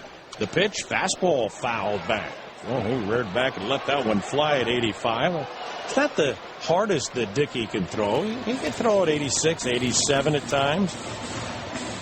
There was a time before he became a knuckleballer that he could actually throw 90-plus miles an hour. The pitch, and he throws that one, overthrows the fastball outside, 1-2. And that is with no ulnar collateral ligament. Which begs the question, can you put one in for him? Can it work? You throw 130 then. 1-2 pitch and a half swing, and they'll appeal to first. No swing, says Jerry Davis, longtime umpire in Major League Baseball. 2-2. We're in the bottom of the 6th inning, and the Mets trying to get a victory to start things here in San Diego. Dickey ready and fires. And another fastball, and it's outside. 3-2 the count to Blanks. Orlando Hudson, Nick Hundley will follow. We'll get to the out-of-town scoreboard as well, brought to you by Acela Express, where you can plug in and work, sit back and relax. Book now at Amtrak.com. Here's the 3-2 pitch. Knuckleball, and he checks his swing, and it's low, ball 4. The leadoff walk issued to Blanks. That's the first one that Dickey has thrown tonight. He's hit a couple of batters. But that's his first walk, and Orlando Hudson coming up. This is a pesky Padres bunch. On the scoreboard, the Giants lost to the Braves in the bottom of the 9th inning. They scored twice off Brian Wilson and beat him 5-4. In fact, scored 3 runs in the bottom of the 9th inning. The pitch is low, ball 1. 3 runs at the bottom of the 9th. That's even tougher to take. Ryan McCann, who's back with the Braves at his 19th home run. Nate Scherholtz and Mike Fontenot hitting home runs for the Giants, but not good enough. The 1-0 down the middle for a strike, and it's 1-1. He threw him a knuckleball. Pittsburgh beats St. Louis 6-2. James McDonald his 8th win. Ryan Doman, Xavier Paul hitting home runs in that win. 4-3, the Cubs beat Houston. The 1-1 pitch, knuckleball strike on the outside corner. 1-2. Milwaukee shut out the Dodgers 3-0. Randy Wolf and John Axford combining on that 7-hit shutout. Axford his 35th save. Now the 1-2 swing and a foul back by Hudson. In the bottom of the 8th inning at Colorado, it is 4-3. Marlins, Mike Stanton, John Buck have hit home runs. Troy Tulowitzki has hit his 24th. The Yankees beat Kansas City in the Midwest 7-4. Behind A.J. Burnett evens his mark at 9-9. Mariano Rivera save number 31. The 1-2 swing and a foul at the plate. Staying alive is Hudson, and I'll tell you, he barely touched that baseball to stay alive. He has an infield hit, and he's grounded out. Texas leading 2-1 over the Angels. That's in the top of the 5th inning. Oakland 2, Baltimore 1, bottom of the 5th. 5-4, Toronto leading Seattle in the bottom of the 4th. Adam Lind his 21st home run. The pitch is low, and now it's 2 balls and 2 strikes, and you're up to date on the scoreboard. Short lead enjoyed by Blanks at first. Here's the pitch. Swung on it. Missed. He finally got him with a knuckleball. And finally, Orlando Hudson will walk back to the dugout. That was a fierce battle between the two, and the knuckleball 1 out. And there is 1 out in the inning. That's 3 strikeouts for Dickey. Nick Hundley, a single and 2 tries, will stand in, the right-handed batter. Some news on Jose Reyes, able to take some batting practice and ground balls. He's still in New York. He's not in Florida. He's in New York doing that. Pitch on the way, and a fastball strike on the outside corner. But the one thing about Jose is that, Howie, it appears that he's going to have some selected days off when he returns to the Major League Ball Club. Terry Collins was spending quite a lot of his pregame press conference talking about Jose Reyes and how he's going to handle him. The 0-1 pitch and a fastball chopped back to the mound. Dickey looks to second, doesn't have the play there, and squares off and throws to first base with his left foot towards second, right foot almost towards home, and he elects to throw to first and get the out of Hundley. He took a look at blanks, but he was almost to the second base back. Good play on a reactionary basis by Dickey. Basically what Terry was saying is that he takes a little something from the fact that Reyes had a very active game the day before he got hurt. He'd stolen a couple of bases. And now what Terry's saying is that they've got to find a way. And he's already talked to Jose that if he's here next year, they've got to find a way to get him a little bit of rest here and there.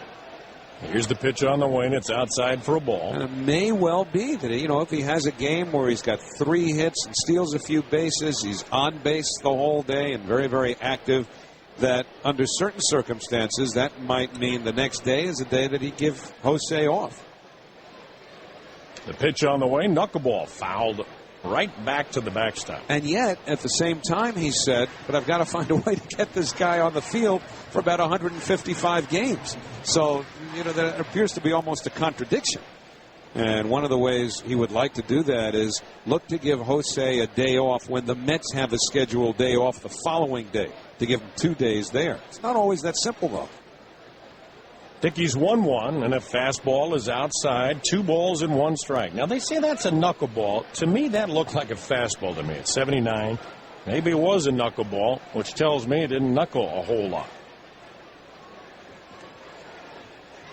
Dickey looks at second. He's working with 2 outs, and his 2-1 pitch is a knuckleball, and that's popped up in a shallow right. Pridey's already playing there. He calls off Duda. Pridey makes the catch in fair territory, about a foot fair, right along the line, and the inning is over. Good communication by Duda and Pridey, and that'll end the inning. Leadoff walk didn't hurt. That was the only man left. There were no hits, and at the end of 6, the score 4-1 Mets at the WFAN Mets Radio Network.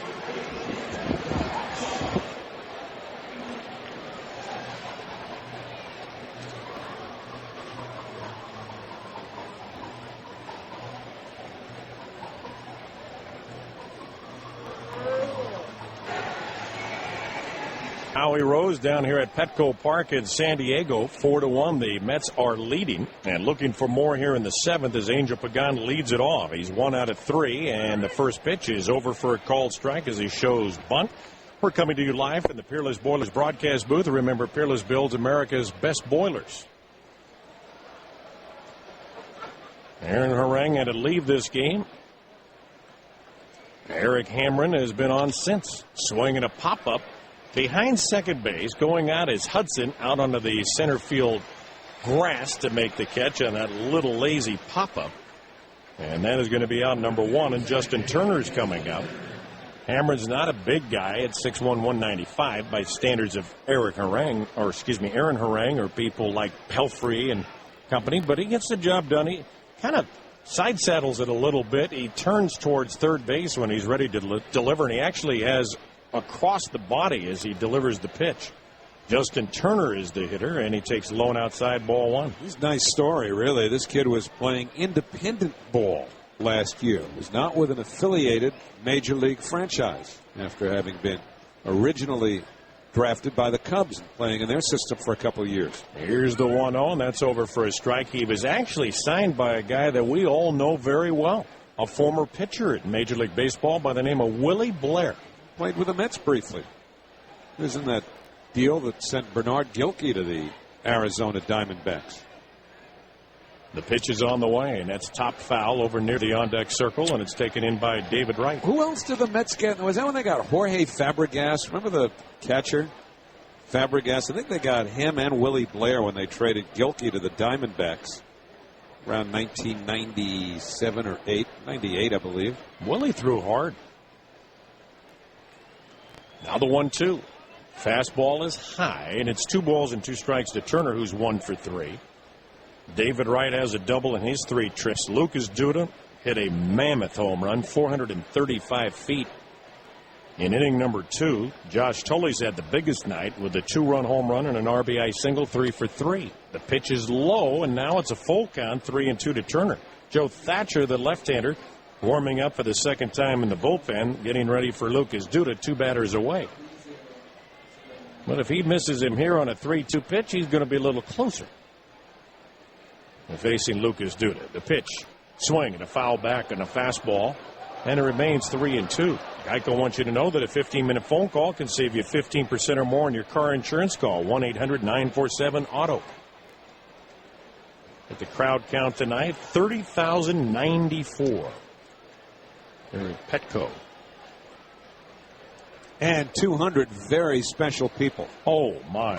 Indeed. A high fly ball to right. Easy play for Venable. He's there to haul it in, and that's out number 2. There are 200 or so World War II veterans who are honored at the ballpark today and this evening. And all of a sudden you think back, and World War II ended 60 yesterday, in fact. Jerry Coleman was telling us before the game. 66 years ago. So the World War II veteran sadly has become something of an endangered sort. And you can't honor what Tom Brokaw referred to as the greatest generation often enough. That was a great book, by the way. David Wright stands in, and the pitch is over for a strike, and it's 0-1. I like everything that Tom Brokaw does. I have always admired him. He's a great journalist, and that was a terrific book in case you haven't read it. Really deals with a little bit of the generation and the problems of America with education, too. The pitch, that hit David Wright. Got him on the arm, it appeared. And he'll trot on down to first base. Lucas Duda, however, will not be facing Eric Hamren, as Duda will be facing Joe Thatcher. We're just waiting for Buddy Black to come out of the dugout. Here he comes. He's donned a jacket. He's a guy who hails from Washington, the state of Washington, but has made his home here in San Diego for many, many years. He's going to make a double switch. This call to the bullpen brought to you by the Communications Feld Law Firm, New York's premier personal injury firm, reminds you that this copyrighted broadcast is presented by authority of Sterling Mets, may not be reproduced or retransmitted in any form. The accounts and descriptions of this game may not be disseminated without the express written consent of Sterling Mets. Joe Thatcher on for just his 3rd appearance, ERA of 9. He had shoulder problems earlier this season, was on the 60-day disabled list, and he is facing Lucas Duda with James Darnell now in left field as the switch was made. Throw over to first base, runner back. Mets have the runner, David Wright at first base, who has swiped 9 bases this year. He's not going anywhere with this left-handed batter up there. They want to provide as big a hole on that right side for Duda as possible. Throw over to first base yet again. David Wright once again back standing. Duda, the big home run, his 5th since the All-Star break, 435 feet in inning number 2. That got the Mets off and running. They're leading 4-1 here. Thatcher on for Hamren. Runner does go, and the pitch is a high pitch. I guess it wasn't a strike. It sure looked like it, and David Wright steals second. They don't even defend. They don't even throw. Well, he is safe and secure at second base. The pitch, I guess, a little low. He's safe and secure, and your financial future could be just as safe and secure with life insurance from New York Life. Contact your New York Life insurance company agent or visit NewYorkLife.com to find out more. That surprised me that they would run, but perhaps with the left-hander, why not try it? So he's aboard at second. Here's the pitch, and it's high for a ball, and it's 2 balls and no strikes. That's a fastball that's not overpowering. Duda's shown an ability to take the ball the other way against left-handers or right-handers, which mitigates a little against that hole on the right side being plugged up now by Banks. Pitch on the way, and a breaking ball caught the outside corner for a strike, and it's 2-1.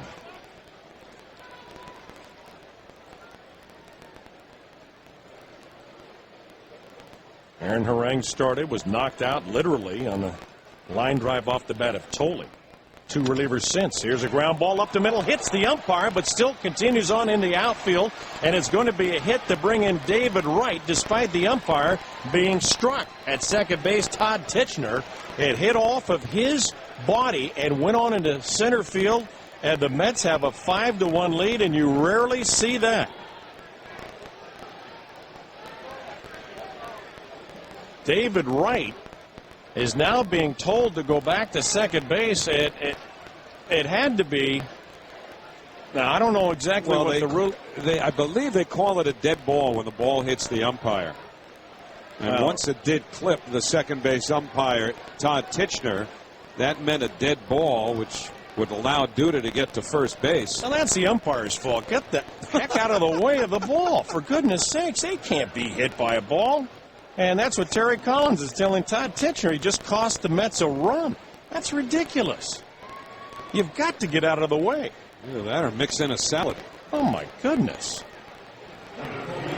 I mean, that ball was coming right at him like it had radar on the umpire. But you rarely see an umpire get hit at second base. He's far enough away. He's got to get out of the way of that. So it cost the Mets. So Duda does get a hit, but runners at first and second. And Jason Bay will be the hitter. Well, you rarely see that. And David Wright bluffed back to second base by the left-hander Joe Thatcher, who's facing a right-handed batter here, and Jason Bay, who's looking for his first hit of the night. Hit the ball hard as last time with the bases loaded, lined out to end the inning. The pitch, and he grounds it foul outside of third, and he nearly picked off Chip Hale, and Hale looking at a Tichenor saying, hey, I'm a lot closer, and I got out of the way. I'm serious. These umpires, they're taught. They just can't be hit like that on a ground ball. I can see a vicious line drive, but not a ground ball.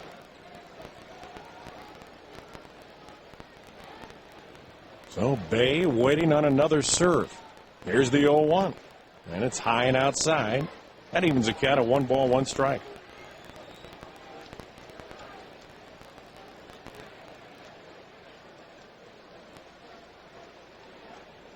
The responsibility of David Wright is Eric Hamren, who has left this game, and Joe Thatcher has taken his place. The southpaw kicks and fires, and a line drive past the mound out near a shortstop, taken in by the shortstop Bartlett, who throws to first.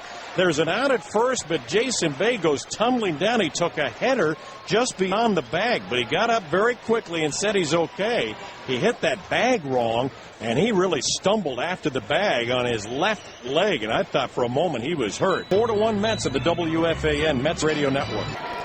We join this inning in progress. Ball 1 low on a knuckleball from the right-hander R.A. Dickey. Comes back with a pitch inside. Ball 2 to Logan Forsythe. 4 runs on 9 hits for the Mets. 1 run on 5 hits for the San Diego Padres. And the pitch to the plate. A fastball over for a strike. So far on the night, Forsythe has been hit by a pitch. It was that like mid-60s knuckleball that is thrown on occasion by R.A. Dickey, and he just let it hit him. And he grounded out his last time. A nice play made by David Wright. Swing a towering drive deep into center field. Hooking away from the center field of Pagan, and it bounces 1 hop over the wall for a ground rule double. As that ball was hit and just kept veering away from Angel Paganin.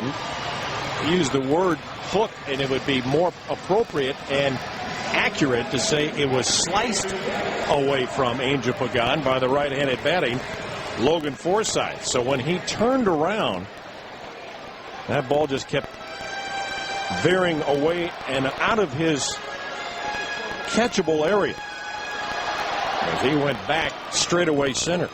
So a double by Forsythe, and here's James Darnell, and he's first ball swinging and rolls it foul up the third base side. For the Padres, they have had a couple of doubles tonight. The rest are singles. They have just a total of 6 hits. They're trailing 4-1. The pitch to Darnell. Knuckleball inside, nearly hit him. Darnell hitting .267. He's driven in just 2 runs in his short duty. He made his debut against the Mets at Citi Field. Right-handed batter waiting. The pitch is on the way, and that one's off the catcher's mitt to the backstop. That was a very high pitch that Tolle could not handle. And so we'll see how they will rule it, but it puts Forsythe over to third base. It's going to be a pass ball on Tolle. It was a knuckleball. It was high, but he should have caught it. So it's a pass ball. Well, Darnell can hit a ground ball here, or a myriad of things can go right for the Padres to get in that runner from third base. Here's the 2-1 pitch. Way outside, and a nice save that time by Tolley to backhand that knuckleball. 3-1. And the Mets immediately get Bobby Parnell up and throwing, in. The signal has just been made that he is warm and ready. What a difference. That knuckleball and then a 98-mile-per-hour fastball. Here's a fastball for a strike, and it's 3-2 at 85 miles an hour by R.A. Dickey. Forsythe with a ground rule double. A pass ball moves him to third. Dickey has just 3 strikeouts tonight. He could use one here. Veteran right-hander deals. A knuckleball swung on and missed it. He got the strikeout. And that's the first out of the inning. He struck out a man in the first inning.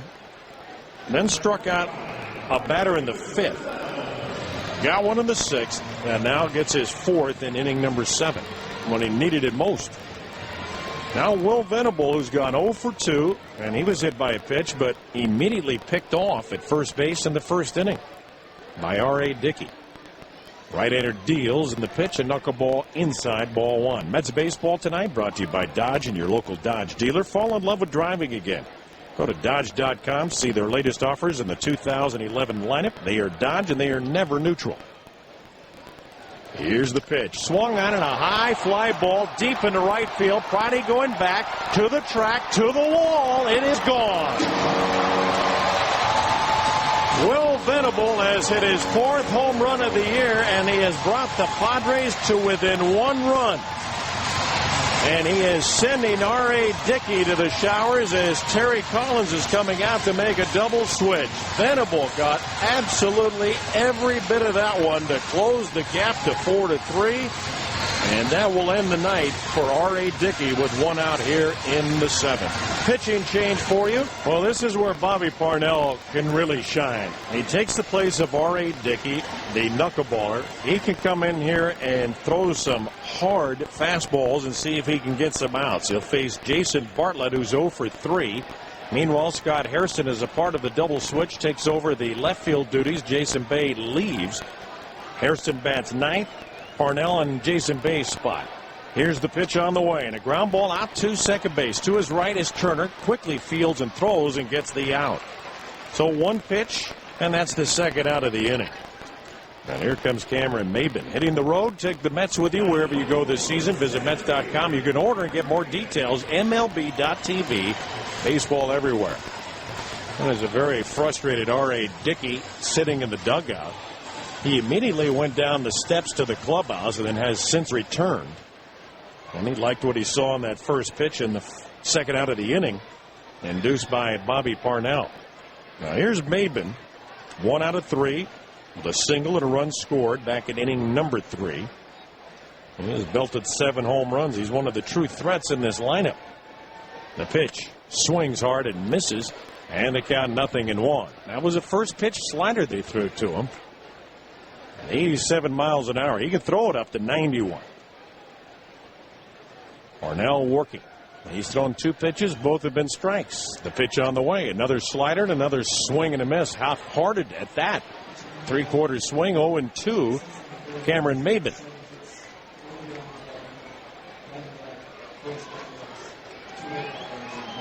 Mets leading by the narrowest of margins. 4-3. Parnell ready. And the right-hander's pitch. Another slider, a swing and a miss. And on 3 pitches, he disposes of Maben. Oh, would that be a nice thing to see in the future from the hard-throwing Bobby Parnell. He threw 4 pitches, got 2 outs to end the 7th. 2 runs on 2 hits for the Padres. They left nobody. We go to the 8th, 4-3 Mets on the WFAN Mets Radio Network.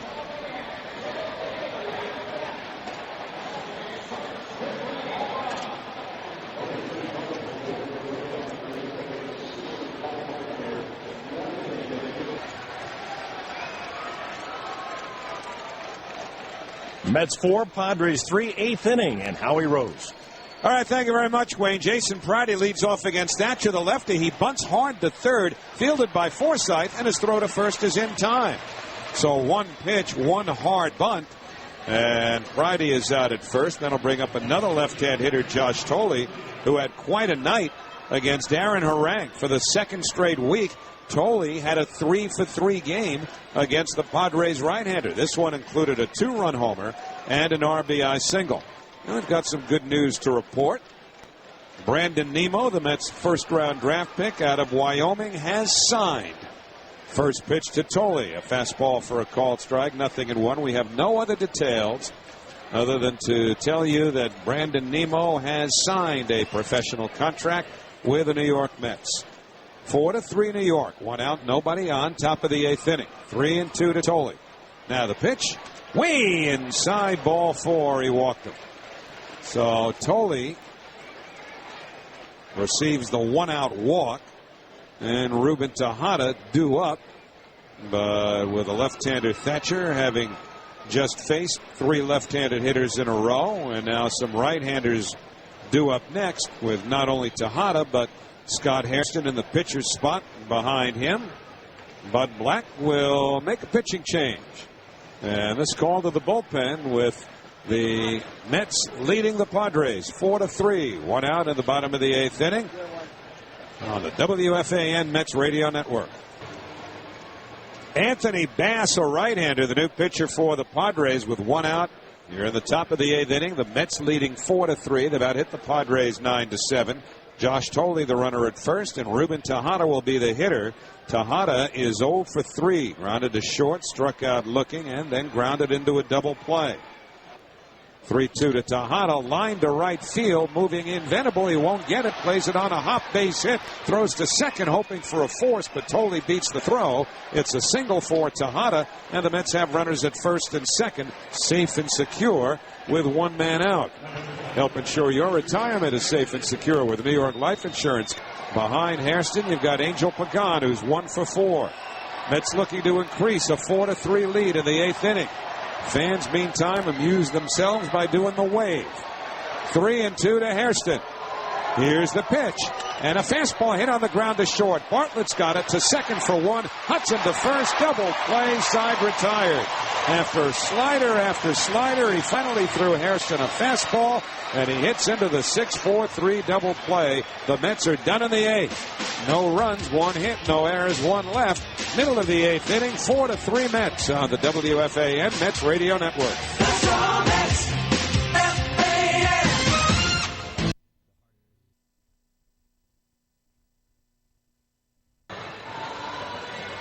We head to the bottom of the 8th inning. Bobby Parnell remains on to pitch after a very impressive 2/3 of a bottom of the 7th inning.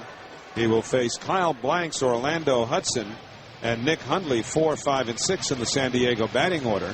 Pirates beat the Cardinals 6-2. The Cubs defeated the Astros 4-3. The Brewers behind Randy Wolf and John Axford in the 9th shut out the Dodgers on 7 hits, 3-0. So here's Blanks, 4-3 Mets. First pitch. Fastball a little bit low. 1 ball and no strikes. A 95-mile-an-hour fastball. Mets have a chance if Parnell can get it to Isringhausen to get Izzy his 300th career save. The 1-0 to Blanks. Fastball right down the middle. A called strike at 93 miles an hour. As Bobby takes a little off the heater. And the count 1 ball and 1 strike. Colorado beat Florida 7-4. They won it in the 9th. 3-run homer by Jason Giambi in a 4-run Rockies 9th inning at Coors Field. In the American League, Yankees beat the Royals 7-4. A.J. Burnett now 9-9.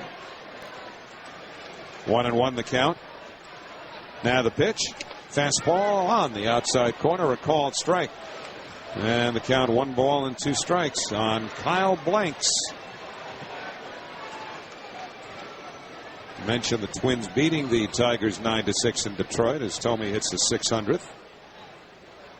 And now the 1-2 pitch. Slider hit high in the air to right center field. Pretty deep, but playable. Pridey, the right fielder, makes the catch for the first out. So Parnell gets an out with his slider. And Orlando Hudson will be the batter. Texas scored 6 runs in the top of the 5th inning in Anaheim. They lead the Angels 8-2. Going to the 7th, Nelson Cruz and Mike Napoli with homers. Baltimore 5, Oakland 2 there in the bottom of the 8th. In Oakland, Matt Wieters' 11th home run for the Orioles. And Toronto and Seattle tied 5-5, bottom of the 8th inning. The former Met farmhand Mike Karp has been making some noise lately. He's hit another homer, his 5th. Here's Hudson batting left-handed, takes a fastball inside for ball 1. All right, Timms, Adam Lean, Brett Lowry all homered for the Blue Jays. That gets you caught up on the out-of-town scoreboard. Right here, 4-3 New York. 1 out, nobody on. Bottom of the 8th inning. The outfield deep and straight away. 1-0 pitch. Fastball right down the middle for a called strike at 97 miles an hour. Brought to you by Time Warner Cable. Switch to Roadrunner Broadband Turbo and hit warp speed every time you go online. Padres have Heath Bell warming in the bullpen in case they tie or take the lead. The 1-1 to Hudson. Fastball inside 2-1. And they also have Chad Qualls loosening up if they don't. They don't have to make a change unless one of the next 2 hitters get on, then the pitcher's spot comes up. 2-1 pitch. Hudson swings and misses at a slider, and the count 2 balls and 2 strikes. One of the more impressive sliders I've seen Parnell throw in this particular appearance. Beginning with those 4 strikes to get 2 outs in the 7th inning. A lot of people in the Mets bullpen are thinking about the 9th. The 2-2 hit foul off the end of the bat down the third base line. Fastball that reaches 100 miles per hour. But all those people in the bullpen have been mentored to some extent this year by Jason Isringhausen. If the Mets can get the lead in a save situation into the bottom of the 9th, Izzy will have a chance for his 300th career save. 2-2 pitch, slider missed inside, ball 3. So now a full count to Orlando Hudson with Nick Hundley on deck. Knowing Jason Isringhausen as we do, I think all 299 at this point, he's been nervous. He always talks about that. It's his competitive edge. He uses that. It'll be a payoff pitch to Hudson, and it misses inside, ball 4. He threw him a slider on 3-2. And so that puts the tying run aboard with 1 out, and Nick Hundley, who's got some power, is coming up. First base runner allowed by Parnell. 4th batter he's faced. Hundley is 1 for 3. Came off the DL on Friday and hit a home run. He's been on the disabled list twice, most recently after arthroscopic surgery on his elbow and also a strained oblique, which is very much the in vogue injury, or so it seems. Right-hand batter, first pitch, fastball right down the middle, strike 1 called.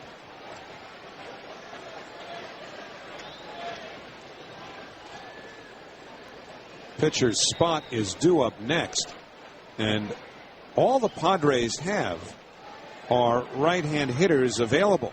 Jesus Guzman's come out on deck. Throw to first, and diving back in is Hudson.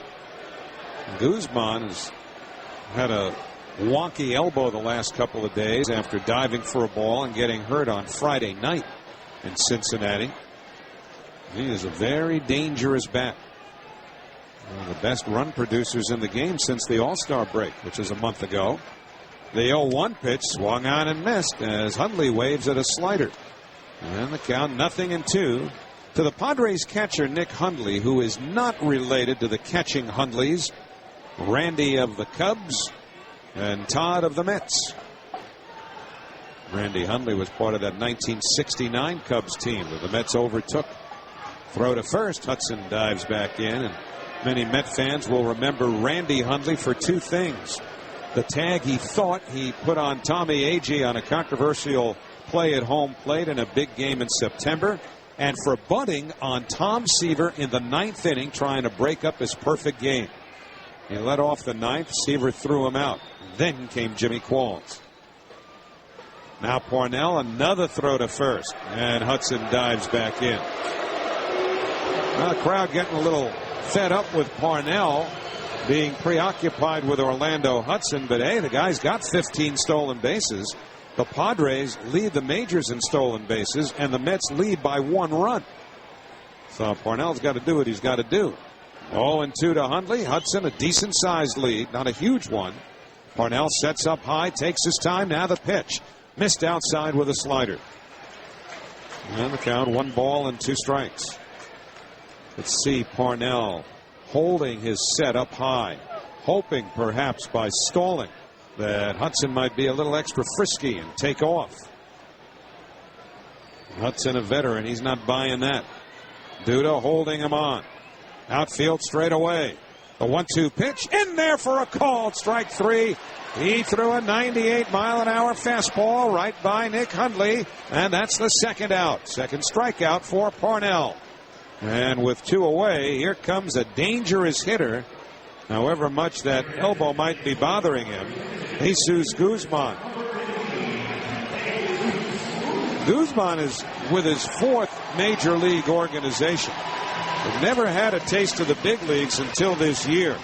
In 130 at-bats, he's hit .338 with 5 homers and 30 runs batted in. So Jesus Guzman, 5th among all major leaguers in RBI since that All-Star break we told you about, with 26. 3 for 10 with a home run as a pinch hitter. He is batting for Bass. 4-3 New York, 2 out, bottom of the 8th. Hudson at first. Parnell's first pitch. Fastball in for a call. Strike 1 at 100 miles per hour.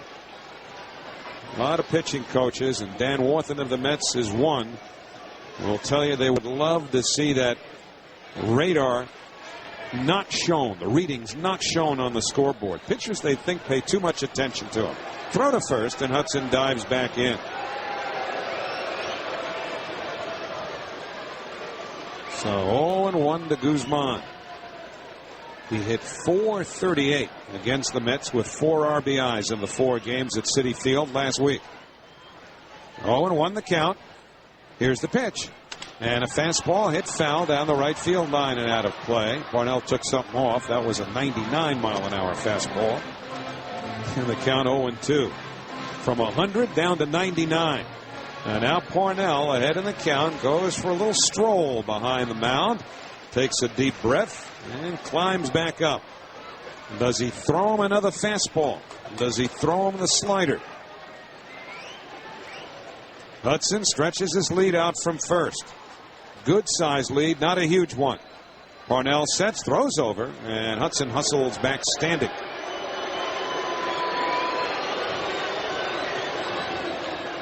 Dave Roberts, the first base coach, has a quick word with Orlando Hudson. Gave him some sage advice. Don't get picked off. 0-2 the count. Parnell sets. Here's the pitch. Hudson runs. Fastball high. Tolley's throw. Not in time.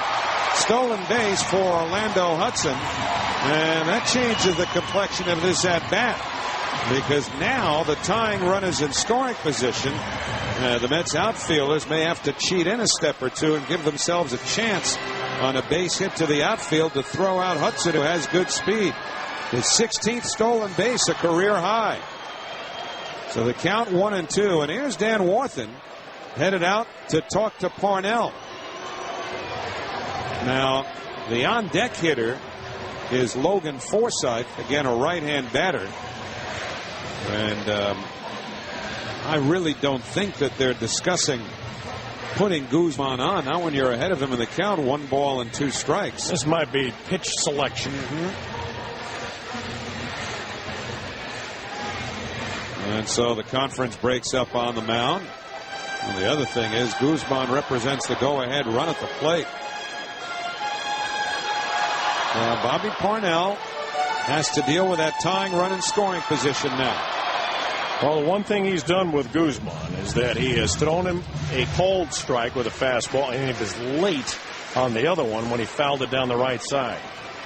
1-2 the count. Tejada making noise behind Hudson to keep him close. Parnell sets the 1-2 pitch in the dirt. A slider blocked by Tolley. And the count 2 balls and 2 strikes.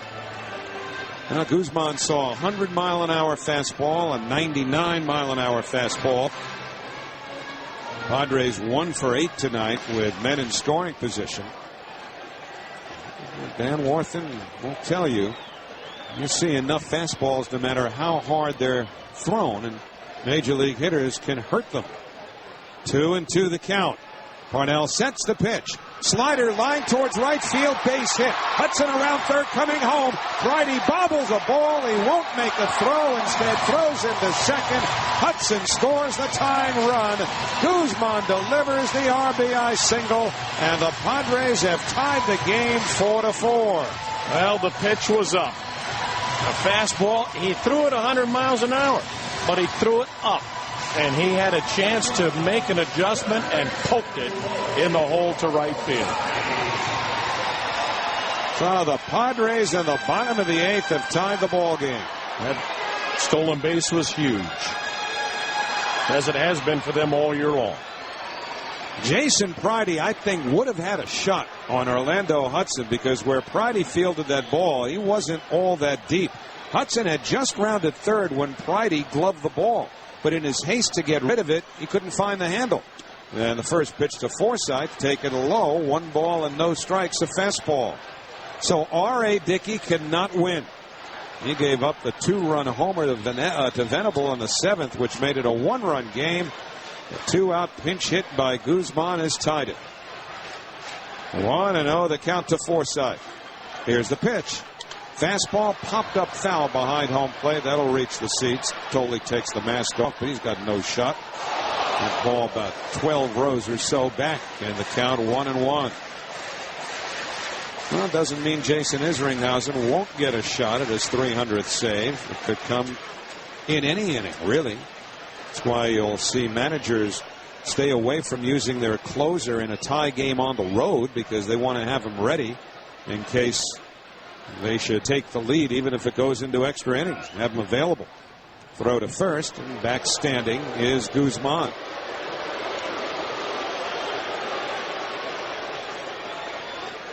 R.A. Dickey will go another night without a victory. 1-1, the count to Forsythe. Guzman, medium-sized lead at first. The pitch, slider out low outside. 2 balls and 1 strike. The on-deck hitter, James Darnell, the right-hand batter. There are 2 batters now remaining, or 2 position players remaining on the bench, because the Padres are 1 short on the bench, going with an extra pitcher right now. So they've got Alberto Gonzalez and Rob Johnson as their other 2 position players available on the bench. 2-1 pitch, and a high fly ball hit to right center field. Should be playable. Pagan calls in the gap, makes the catch in front of the warning track. Side retired. Padres tie the game. A run on a hit. No errors. 1 man left at the end of 8. It's the Padres 4, the Mets 4 on the WFAN Mets Radio Network.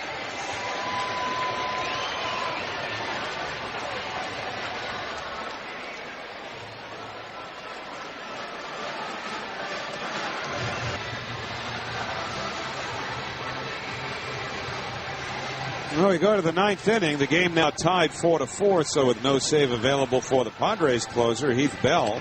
He'll come on to do the pitching. Bell tied for 4th in the league with 34 saves. 32 saves. The Major League saves leader is Craig Kimbrell of the Atlanta Braves with 36. You can help save lives. Please donate blood now. People can't live without it. Brought to you by the New York Blood Center. Well, you know, it's fair to say, however we might look at things from a Mets perspective, that the Mets haven't gotten a whole lot of breaks this season, starting with all the injuries, and largely centered around that. Well, there's another bad break they got earlier in this game, which is looming larger and larger as Angel Pagan leads off the 9th, takes a first pitch fastball for a called strike 1. Remember when David Wright was a runner at second base, and Lucas Duda hit a ground ball up the middle that appeared to be going into center field and hit the second base ump Todd Titchener. The 0-1 hit on the ground towards first, past the diving blanks, and into right field for a base hit for Pagan. Played in by Venable, and Angel Pagan has led off the 9th inning with a single. Now let's see if Justin Turner tries to butt him into scoring position. You would think that's what he's up there for now. But remember, if the second base ump Todd Titchener had gotten out of the way of that ball, it looked like it was ticketed for center field. and an RBI single. Instead, David Wright had a stop at second base based on the rule. Throw to first and Pagan back. And so that run that the Mets would have had and don't have is just that much more tantalizing to them right now. So the throw to first was designed to see if Turner gave anything up. Now he runs the hand up the bat. He didn't the first time. And the pitch inside, he gets a piece of it somehow and fouls it off by the San Diego dugout as Turner hit the deck. Bell did exactly what he wanted to do there, which is come up and in and jam the bunt attempt. And somehow Turner was able to get the bat on the ball and foul it off. Because that ball would have got a big piece of Turner if he hadn't. That was a perfect pitch made by Heath Bell. Perfect pitch. And he got the desired result, a foul ball. It's exactly what pitchers are trained to do when they pretty well know that that hitter's going to be bunting. Come high and tight and make it as impossible as you could imagine to get a bunt into fair territory. 0-1 the count. Pagan leads from first. Same deal. Turner squares. This time the pitch a little further out over the plate, but Turner bunts it foul up the first baseline. That was a pitch he should have been able to put in play. And he's mad at himself. I don't know if he was a little gun shy. I doubt it. I'll tell you a quick story from last week at Chase. Here we go again. At Citi Field. That's after midnight. These things happen. But Tom Seaver was around the ball club last week. And actually, it wasn't even at Citi Field, come to think of it. It was in Phoenix on Friday night. And Justin Turner had not met Seaver, and Tom introduced himself. And Tom knew that Turner was kind of a scrappy guy. When do you hear the conversation? Throw to first, Pagan back standing. Seaver kind of smirks at Turner and said, "You know what I would have done against you? I'd have knocked you right on your butt." Turner said, "Yeah, I would have gotten right back up." Seaver said, "Well, I would have knocked you down again." Turner said, "I would have gotten right back up again." 0-2 the count to Turner. Throw to first. Pagan dives back in. Seaver said the third time he would have drilled him. And Turner said it wouldn't have hurt. And Seaver loved it. He loved it. Because that's the kind of personality that Justin Turner really displays as a player. Never mind verbally. That's his persona. And Seaver knew that and loved it. And right now he's behind in the count, 0-2. Will he look to bunt 2 strikes here? Infield back at double play depth. Another throw to first. Pagan dives back in. 4-4 here in the top of the 9th inning with nobody out. Well, if he does bunt, Forsythe is playing deep at third base. Big bulk of the defensive duty will be on the pitcher, Heath Bell. Yeah, they think the bunt's off on the infield. The 0-2 tries to hold his swing, but he goes around, strike 3. So poor at-bat there by Turner. And I don't know if that first pitch that buzzed him inside that he bunted foul had anything to do with it at all. He had a good pitch to bunt. His next time, here he gets jammed with a fastball, can't hold the swing, and goes around, and that's one big out. And now with David Wright, the batter, and Lucas Duda behind him, let's see if Pagan looks to steal second base here. Wright, 1 for 3, a double. He's also been hit by a pitch. The outfield is deep and straight away. We'll see if Bell throws over again. First pitch comes home. A fastball outside to right. 1 ball and no strikes. Mookie Wilson in to have a quick word with Angel Pagan. Orlando Hudson, the second baseman, shading towards the bag, leaving a gaping hole on the right side of the infield for David Wright. Forsythe deep at third near the line. The 1-0. Slider in the dirt, blocked by the catcher Hundley. And it's 2-0 on Wright. Bell, a little angry with himself, snatches the ball back from his catcher and rubs it up to the right of the mound. Mets led 4-1 in the bottom of the 7th inning. Venable hit a 2-run homer, and then the pinch hitter Guzman singled in the tying run with 2 out of the bottom of the 8th inning. Mets have Manny Acosta throwing if they don't take the lead. And Jason Isringhausen throwing in case they do. Here's the 2-0 to right. Fastball low, ball 3. A 94-mile-an-hour heater from the guy they call Heater, Heath Bell. And David Wright, I'm sure, has the green light here at 3-0. Bell throws him a fastball in an area where David wants it. He'll be swinging. 3-0 the count. Throw to first. Pagan dives back in.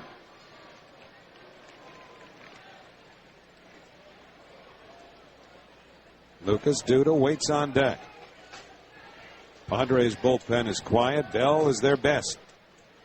He thought he'd be a former Padre by the trade deadline. Now the 3-0 to right, and he looks a fastball into the glove of the catcher Hundley. 3 balls and 1 strike. It's all about zoning the pitch if you're going to be swinging 3-0. And that pitch was too close in terms of being low for David to be comfortable swinging the bat. That was a borderline pitch. Greg Gibson called the strike. Now it's 3-1. Pagan runs. The pitch lied in the air to left field, not deep. Cutting to his left is Darnell. He makes the catch. Pagan was all the way down to second. Now comes back to first. So Wright made solid contact but flies to left. And with 2 men away, Lucas Duda will be the batter.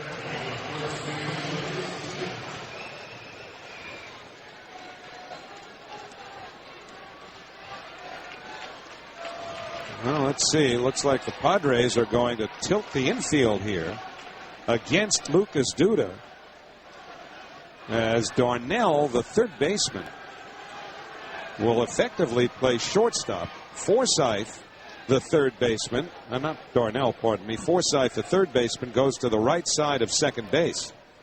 The shortstop, Bartlett, who's got the stronger arm, pretty much staying home in his shortstop position. But he's going to swing way over towards second base. And Orlando Hudson out a step onto the outfield grass.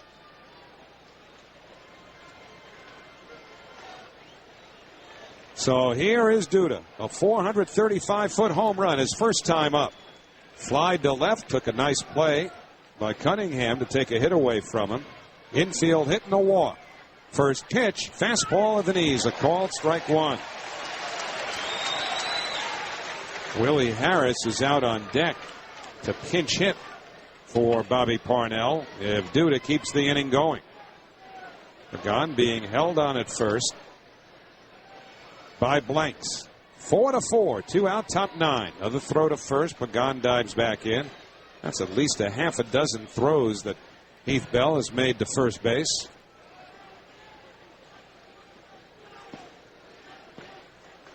Outfield extremely deep, particularly to the pull side and right field with Will Venable. 0-1 the count. The pitch and a foul ball to the left of the screen, out of play. Fastball at 94, and now Bell is ahead, no balls and 2 strikes. So the paid crowd, at least those who remain, 30,094, begin to make a little noise to try to help Bell through this 9th inning. That's about hit the Padres 11-8. 0-2 to Lucas Duda with 2 outs. Pagan leads from first. Bell sets at the waist. The 0-2 pitch, fastball high. 1 ball, 2 strikes. Bell threw that pitch intentionally up and out of the strike zone, hoping to get Duda to chase with 2 strikes. Willie Harris measures his swing in the on-deck circle. He needed a measure for Duda's homer. Now the pitch, and a ground ball up the middle, base hit, center field. Pagan to second. He'll stop there as Bell, the pitcher, hustled over towards third, knowing that on that ball hit up the middle, it was going to take a while for Bartlett, the shortstop. Swung over towards the bag to get there, but a good job by Duda to fight off Bell. Now Willie Harris will bat with a go-ahead run in scoring position. Runners at first and second. Will pause for station identification on the WFAN Mets Radio Network.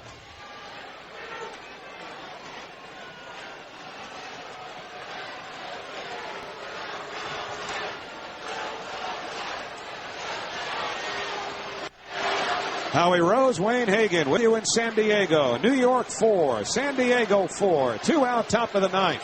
Pagan, the go-ahead run at second. Duda is on at first. Willie Harris, who's been struggling, just 5 for his last 36 at 8 for 44 on the year as a pinch hitter, is the batter for Bobby Parnell, left-hand hitter. First pitch, fastball in for a call, strike one. So Willie Harris trying desperately to find the outfield. And that outfield is really shortened up, trying to give themselves a chance on the speedy Pagan, who's the runner at second. Duda much slower at first. The 0-1, breaking ball in the dirt, blocked by Hundley. No advance by the runners. And the count 1-1. Glad you're with us past 1 o'clock in the morning, New York time. Jason Pridey waiting on deck. No school tomorrow. As long as you got the radio quiet. If you're in bed, Mom and Dad shouldn't mind. And if they do, grab the earpiece. That's how we all did it. Those West Coast games really tested your endurance as a kid. Sleep late tomorrow. 1-1 the count. Here's the pitch to Harris, and a fastball called, strike two. So Willie now behind 1 ball, 2 strikes. He might have thought that pitch was up as he steps outside the box and taps some dirt out of his spikes. Padres keep their bullpen up. Will Spence, a left-hander, is throwing. Jason Pridey on deck. 1 ball, 2 strikes, 2 outs. 4-4 the score. Runners lead second and first. Bell ready. Here's the 1-2 pitch, and it's hit on the ground past the mound to the shortstop Bartlett. Underhands to second for a forced play that retires the side. No runs, 2 hits, no errors, 2 left. Middle of the 9th inning. It's the Mets 4, the Padres 4 on the WFAN Mets Radio Network. Let's go Mets! FAN!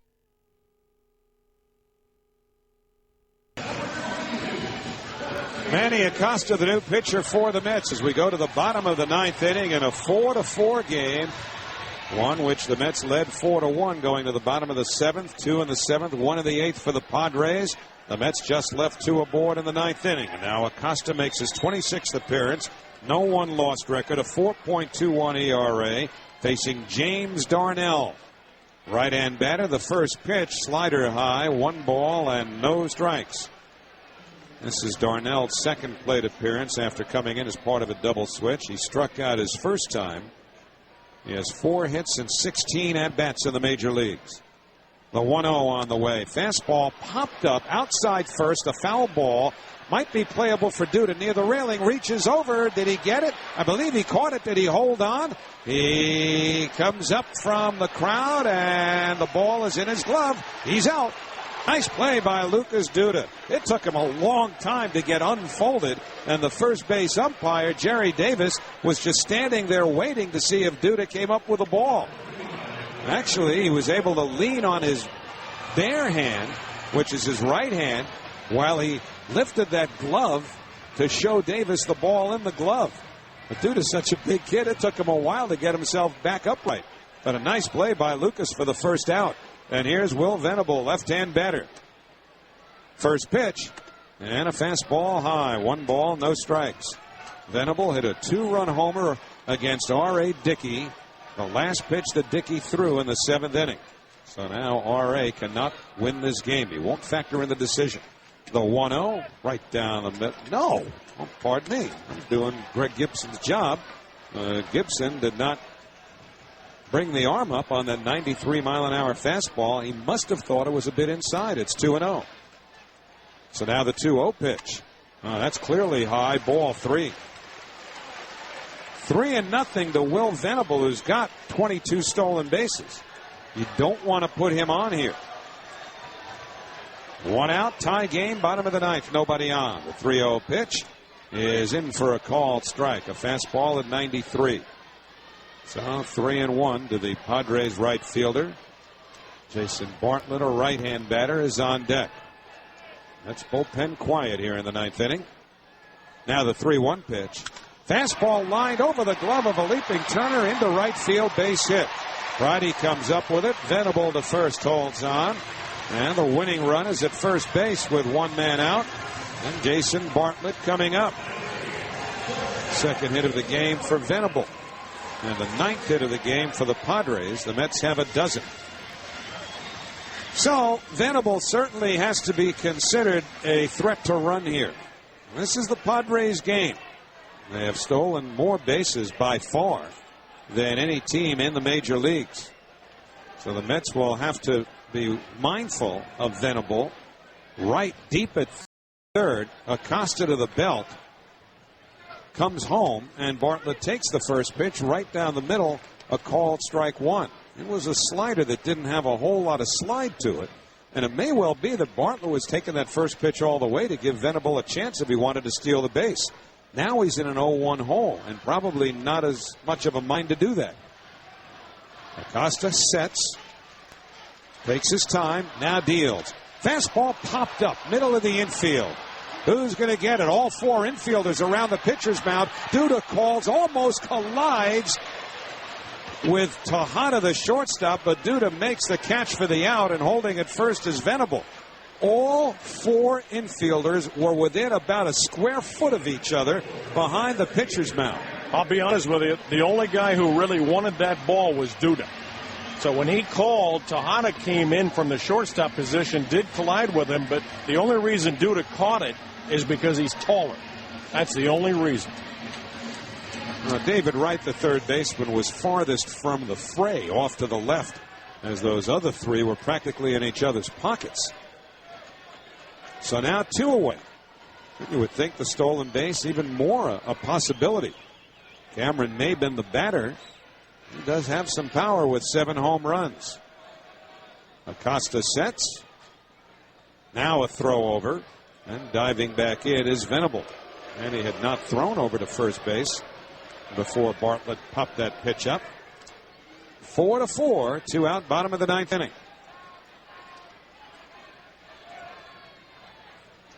Now Acosta comes set. Venable, medium-sized lead from first, not running. And a slider in for a called strike. It's 0-1.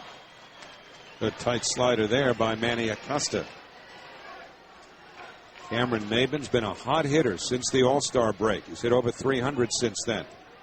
This has been close to a breakthrough year for him. After so much inconsistency in the Marlins organization, up and down. Waiting on the 0-1. He'll wait a little longer as Acosta throws to first, forcing Venable to dive back in. Every time the Marlins looked set to give him the center field job, he played his way out of it.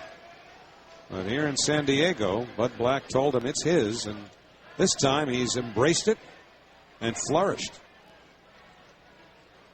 He has 31 stolen bases.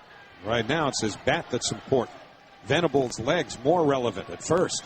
0-1 the count to Maben. Here's the pitch. And a slider. Did he hold his swing? They'll check at first, and he does. Jerry Davis says no swing. And the count 1 ball and 1 strike. And the outfield is deep here. Scott Hairston is the left fielder. Remember, Jason Bay left as part of a double switch. And we haven't heard anything else about Bay. Remember, he took a little tumble over first base after grounding out his last at-bat. 1-1 the count to Maben. Acosta sets. Now the pitch. And a fastball hit high in the air to shallow right field. Pridey charging in. Turner out. It's Pridey's ball. He makes the catch. Side retired. And will go to extra innings. In the 9th inning, no runs, 1 hit, 1 left. On to the 10th in San Diego. Tied 4-4 on the WFAN Mets Radio Network. Let's go Mets!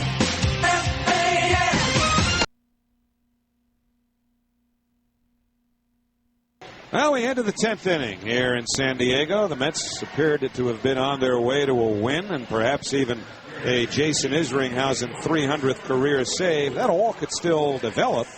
Now it's going to take a little extra baseball to get that done as the Padres bring on a new pitcher to start the 10th inning, Wayne. All right, thank you very much, Howie. And it's going to be Josh Spence, a guy we saw at Citi Field. He is not a hard thrower.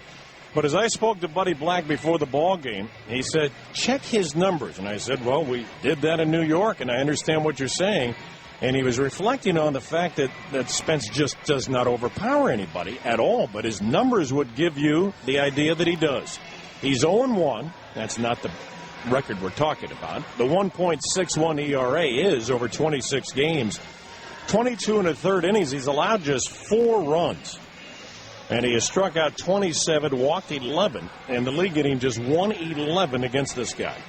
So it'll be Jason Pridey due to lead it off for the Mets, and then Josh Thole, 2 left-handed batters, and then we get around to the right-handed batting Ruben Tejada. So the Mets in extra innings, this will be their 11th of the year. They've won 5, they've lost 5. For San Diego, it hasn't gone so swimmingly. They are 4-9 in extra innings. 4-4 tie, and here's the first pitch of the 10th inning. And it's a little bit low, ball 1. Again, it's a fastball at just 84 miles an hour. Pridey's had a good night. He's walked twice, singled. He's 1 out of 2, and he has scored 2 runs. He takes the pitch outside, ball 2. 2-0, another fastball. Has had 3 hits. He's out on deck, and that includes a 2-run home run. The pitch on the way. Low and outside, and on 4 pitches, he walks Pridey. What about those numbers again? Oh, my goodness. And that's exactly what Bud Black was referring to. He was trying to give his pitcher kudos. But there are many people in that Padres dugout right now wondering, when is that going to end? Because he just doesn't overpower you. It's hard for him to trick people. And Josh Thole up there, shortened up at third, is Forsythe. Lefty versus lefty. He squares the bunt, bunts it foul up the first base side. Mets bunting has got to get better. Justin Turner had a great opportunity to bunt in the 9th inning, but an inside pitch intimidated him. Some bullpen activity for both teams. Jason Isringhausen starting to fire away in the bullpen. That would be the 2nd time he's been up. Chad Qualls, the right-hander for San Diego, who was beaten up by the Mets at Citi Field. Thole again squares. He takes the breaking pitch low and outside. That evens the count of 1-1. You know, maybe you can remember this, Wayne, because I don't, but it's interesting here that the Padres bullpen is out behind the fence in left center field. The Mets bullpen is on the field. Did that change because they brought the fences in and were both bullpens out in the outfield at one point? I don't think so. I think they've always had that little beach area that they have for volleyball out there. Here's the pitch, and it's low as he squared the bunt again, and it's 2-1. I just wondered whether or not they had those either side by side or one top of the other bullpen set up in left center field when this place opened in 2004. I just don't remember. Yeah, I may be wrong, but I always felt like it was the bullpen down the right field line for the visiting team. Thole again squares. Here's the pitch to him, and a fastball taken for a strike in a bunting situation, and it's 2-2. So, like Turner, let's see if Terry Collins has Josh Thole swinging away. He's got Pridey at first. He does have a stolen base tonight, but that was against a right-handed pitching Aaron Harang. He's got that left-handed Josh Spence out there staring him down. Here's the 2-2 pitch, and a breaky ball just outside. A slider that makes it 3-2 in the count. Now what do you do if you're Terry Collins and managing? Thole does not strike out very often. He does make contact. Do you send Pridey here? Spence comes set, looks at him, and will throw over to first base, and Pridey picked that off immediately. That wasn't a good move, just a move. With all the breaking, with all the breaking pitches this guy throws, I'd send Pridey here. Spence comes set. Pridey going back to the bag, and the pitch delivered low, ball 4. So they don't send Pridey. He was going the wrong way, heading back to the first base bag when the pitch was coming. The walk to Thole, so he walks both men. And now Buddy Black's going to have to make a double switch, and the Mets have something brewing here in the top of the 10th inning. The game is tied at 4-4, and a guy they picked on in New York now will pitch against them in San Diego. 4-4 is the score. Back in just a moment on the WFAN Mets Radio Network. Well, the left-hander who started the inning, Josh Spence, walked both left-handed batters he would face. Now they go to Chad Qualls. Alberto Gonzalez comes in as a part of the double switch, now playing shortstop. And batting in the number 2 spot And now pitching is Chad Qualls. Remember, he gave up 5 runs in 2 different games, a total of 5 runs in the 2 games, but back-to-back come-from-behind wins by the Mets, and he was the bridge to get to Heath Bell. And he was roughed up. So he'll come in to face Ruben Tejada, who is 1 out of 4 today, but we all know what his job is, and that is to bunt here. Now shortened up at the corners, Kyle Blanks inconsiderably at first base. Logan Forsythe likewise at third. Well, the Mets, the ability to bunt is key right here for Ruben Tejada. And if the Mets are going to get those runners into scoring position. A 4-4 tie. We're in the 10th inning. Nobody out. And for Tejada this year, no sacrifice bunts. He squares, he bunts at it, and completely missed a fastball, strike 1. He wasn't even close to getting that bunt down. I think it's odd when you consider he's had just under 200 at-bats and doesn't have a bunt on the sacrifice side of the ledger. Now the third baseman, Forsythe, coming over to tell Qualls what the defensive alignment will be and what the execution of that play will be. He was charging that last time. Sometimes they'll mix it up and have that pitcher covered and leave that third baseman over there at third. You've got Pridey, who can run a little bit at second. Slow runner at first in Josh Tolley. Tejada squares early. Here's the pitch on the way. He takes a fastball outside and low, and it's 1 ball and 1 strike. Tejada, I think it's too specific to say where he should bunt, but the bottom line is he should force the third baseman to field this one. But not having a sacrifice bunt this year, I think all he cares about is trying to get a bunt down. Just don't hit it too hard back to the pitcher. Here's the set by the right-hander Qualls. He will bring it home. And a bunt up the third base side, picked up by the pitcher. 1 play, that's to first. He'll throw there. The second baseman, Hudson, takes the throw. And sliding in, head first over at third was Pridey. He was just making sure. Tolley goes to second, and that was an excellent sacrifice bunt by Tejada. A really nice job by Tejada because Qualls pretty much accomplished what he wanted to. Maybe he wanted to get the ball a little bit further in on Tejada, but the ball was running in on him, and Tejada was able to get the bat to make contact and keep that ball in fair territory, and that could be a huge play as this inning evolves. Scott Harrison, who has remained in the game as a part of a double switch, hit into a double play in the 8th inning.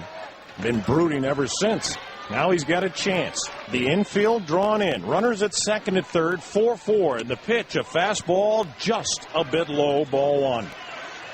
1-0 to count. He saw a lot of sliders when he was batting in the 8th inning. That was against Anthony Bass, and ultimately it was a fastball that got him to hit that ground ball sharply to short where they turned the double play. That ended the inning and the threat. Mets 4, Padres 4. Crowd trying to drown out the Mets fans who are behind the third base area. The pitch on the way. Bouncy ball, diving stop by the shortstop. He throws wildly to second. The runner Tolley coming towards third. He's tagged out, but the go-ahead run has scored as Pridey was going to score no matter what. A diving stop by Gonzalez, who threw almost blindly.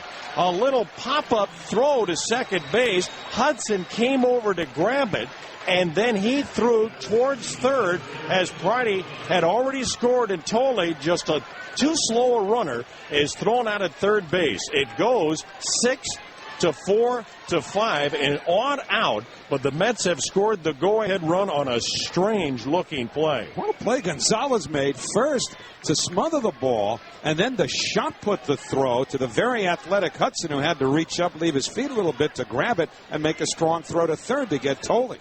Harrison at first with an RBI, and the Mets have the lead, and the pitch is low, ball 1 to Angel Pagan. And you know why Alberto Gonzalez, who just came in the game, I mean, to be so sorely tested is one thing, but it was that old story that everybody learned. You have to give up the baseball to somebody who's standing erect and has a chance to make any kind of a play. He threw from a seated position, basically. A throw over to first base, runner back. But he knew he had to get rid of that baseball, so he was sitting down. He threw a bit high, and a very athletic Orlando Hudson able to reach up, grab it on the leap, and throw perfectly to third. The pitch on the way and a ground ball out to second base. It's fielded by Hudson. He throws to first. They get the out of Pagan, and the inning is over. But the Mets did score a run. They did not have a hit. And Jason Isringhausen will come on to try to record a personal triumph, his 300th save. He'll be in the thick of it when we come back. It's 5-4 Mets at the WFAN Mets Radio Network. Let's go Mets!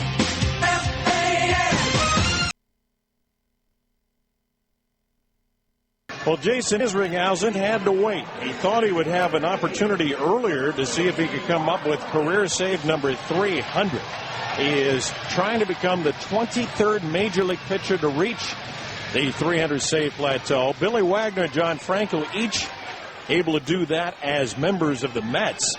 And he will face Kyle Blanks. Well, it is 5-4 Mets. In the first pitch, a fastball cut on and fouled back to the backstop viciously by Kyle Blanks. He has singled, he has doubled in a run, he has walked, and he has flied out. He is a power source.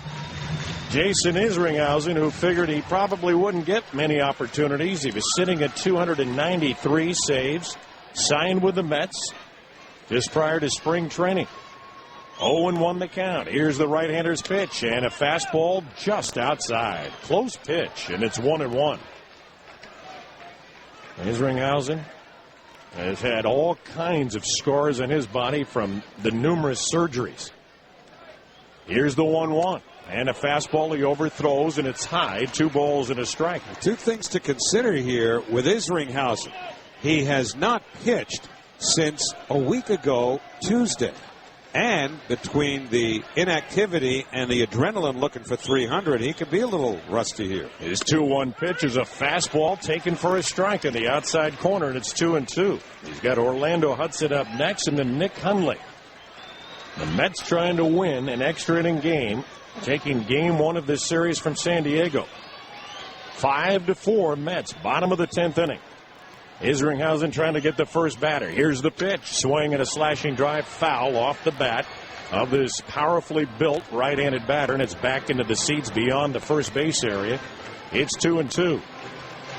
Jason Isringhausen, deep down, you know this means a lot to him. Speaking with him just the other day at Chase Field in the clubhouse in Arizona, saying that it means the world to him. The comeback trail. The pitch swung on a miss. He threw a cutter, and down goes Blanks for the first out of the 10th inning. And I think the thing, Wayne, that a lot of his fans in New York really appreciate is when he talks openly about how much it means to do this with the Mets. His first organization came to the Mets in 1995. And after such an impressive start to his major league career as a starter, faltered and was reinvented in Oakland as a closer. Now he's got old friend Orlando Hudson to stand in against him. Here's the pitch to the left-handed batter, and it's a fastball outside, ball 1. Hudson, an infield hit, grounded out, struck out, walked, stole second, and scored the tying run in the 8th inning. So a good guy to keep off the bases. Isringhausen ready. The 1-0 pitch, and a foul ball up and over the screen, back into the crowd. Again, treat yourself to Wendy's new iced coffees. We talked about the mocha and the vanilla, Arabica beans, and they brew it fresh at participating Wendy's. Jason Isringhausen, a lifetime 3.60 ERA. He has always been the defiant one. He likes to be the last one in line and finish a game. Here's the 1-1 pitch, and a fastball just inside. It was close, and it's 2-1. His wife, Lori, they have a daughter 8, a daughter 2. And she sent Jason back to spring training this year with the Mets, saying, go for it. It's your goal. Pitch on the way, swung on and missed. Boy, he had some giddy up on that fastball. 90 miles an hour, and it's 2-2. That's what he says, she said. What she said was, just get out of the house. That's probably true, knowing Lori. But what a great supporter she has been. And it means a lot. And I'll tell you a little story about Jason Isringhausen and his wife, Lori, that will probably give you more of an indication. He's ready for the 2-2. Here it comes. And it's low. He misses with a cutter, and it's 3 balls and 2 strikes. He said that he had his wife's phone not long ago and just picked it up, and there were some text messages, and it was Lori talking about her husband and how much this would mean to her as well as him. The pitch is on the way, and he misses low, and he put the wrong guy on base. He walked Orlando Hudson, and one of the things that Jason knows more than anybody else is how key it is for him to keep this runner tight to the bag at first. It's not one of the best things he brings to the game is stopping the running game. So we'll keep an eye on Orlando Hudson as Nick Hundley comes to the plate. He's 1 out of 4. Mets 5, Padres 4, bottom of the 10th inning. Isringhausen takes a peek over to first base to see Hudson, who already enjoys a good-sized lead. Isringhausen ready. The bluff at first and a swing and a miss on a cutter, and it's 0-1 to Hundley. He was trying to end the night with one swing of the bat. Makes it tough on Isringhausen to throw his curveball here if he's trying to keep that runner close to first base and anchor him there. He throws over to first base. It's a high throw. No tag applied by Duda. Friday moved to left. Mike Baxter is coming to the ball game playing right, and he is backed up, as is Angel Pagan in straightaway center. Guarding the line is David Wright at third. Middle infielders pinch towards second, hoping for a double play ball. Here's the set by Isringhausen. The pitch, a line drive, base hit into right. Charging the ball, Baxter stopping at second is Hudson as the throw comes into the cutoff man, the shortstop, Ruben Tejada.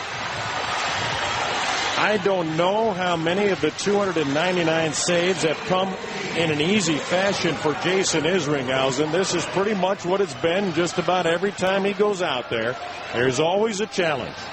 And now the Padres have the tying run at second, the potential winning run at first with 1 out in the bottom of the 10th inning.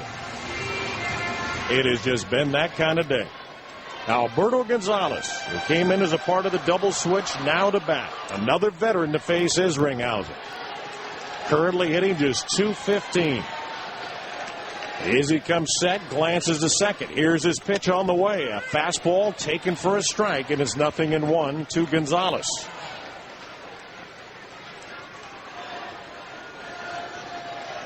Mets trying to stop a 5-game losing skid. And a monumental moment for Jason Isringhausen. Can he induce a ground ball? Can he get a double play to end it here? He stretches and he brings it home. Breaky ball swung on and missed, so he finally was able to bring out the curveball for the first time tonight, and he got a swing and a miss just the way he wanted it. A big 12-6 curveball. 0-2 the count on Alberto Gonzalez. Slightly open stance, waving the bat back and forth. All the while, the runner at first is the pitch on the way. A pitch in the dirt. He threw another breaking ball, and now the count is 1 ball and 2 strikes. And it's Hundley at first. Hudson, the important guy, at second, simply because of his speed. A base hit could score the tying run. Now a quick conversation with 2 Illinois natives. Josh Tolley from Southern Illinois. Probably no more than a half hour away from where Jason Isringhausen grew up and still lives. They're ready for the 1-2 pitch with 1 out. Runners at first and second. Here's the pitch. A swing and a foul. He just hit the top of the baseball and hit it foul in behind Tolley and the umpire. At home plate, Greg Gibson. That was the curveball, and he was just able to fight it off. That ball might have been 3 inches off the ground when he topped it foul. Isringhausen takes note of that. Places the right foot up against the rubber and bends over at the waist ever so slightly, holding that baseball where the hitter can see it. Now he conceals it in the glove. The pitch on the way. A fastball, a check swing, and he was able to hold up on a fastball away. It's 2 balls and 2 strikes. He almost stole one there. Almost. Gonzalez, his average would tell you that he's not had a good year at .215. Isringhausen doesn't even know what he's hitting. He just knows what he needs to throw to try to get him out. The 2-2 is on the way. Swinging a foul out of play off to the right. Pushed back into the crowd. Not a whole lot of foul territory down that right field line. So Duda in pursuit, as was Baxter, and back to their positions they go.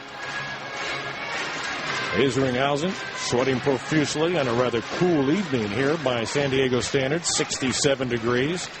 A marine layer has made it a little foggy just above the buildings. Beyond this ballpark, Petco Park in San Diego.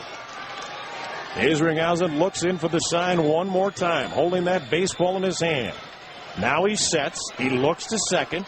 Here comes the right-hander's pitch, swinging a ground ball out near second base. Tejada has one play. That's to first. He'll get the out of Gonzalez. Going to third is Hudson. To second base goes Hundley. And it comes down to the final man to decide this one perhaps in this ball game for Jason Isringhausen. It's Logan Forsythe. Today, a double and a run scored, 1 out of 3, and has been hit by a pitch. Another right-handed batter. Tejada didn't feel he could go to second. Yeah, he was charging the ball, and he would have had to shift his body a bit and actually throw almost behind him.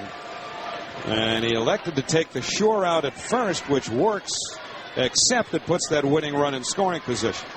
Isringhausen looks in for the sign. He's got the tying run 90 feet away from the promised land, the winning run at second. Here's the pitch. Swing and a line drive. It's dropped by the shortstop, picked up by Tejada, throws to first, and there it is. Number 300 for Jason Isringhausen, who had to take a big gasp of air on the mound as that line drive was hit right to the ankles of the shortstop Tejada.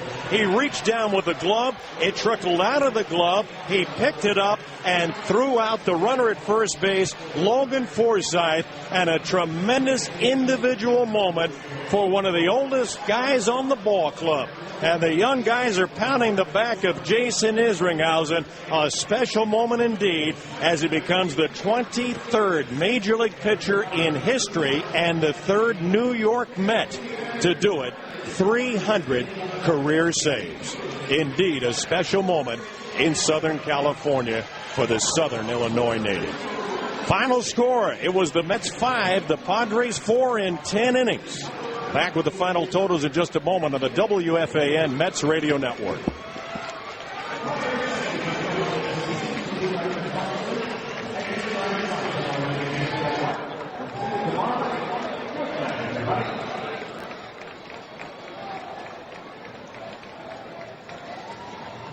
In San Diego, the New York Mets have defeated the San Diego Padres 5-4, although Jason Isringhausen doesn't want to make too big a deal of it. It's a big deal. He has recorded his 300th career save, the 23rd pitcher in the history of baseball to do that.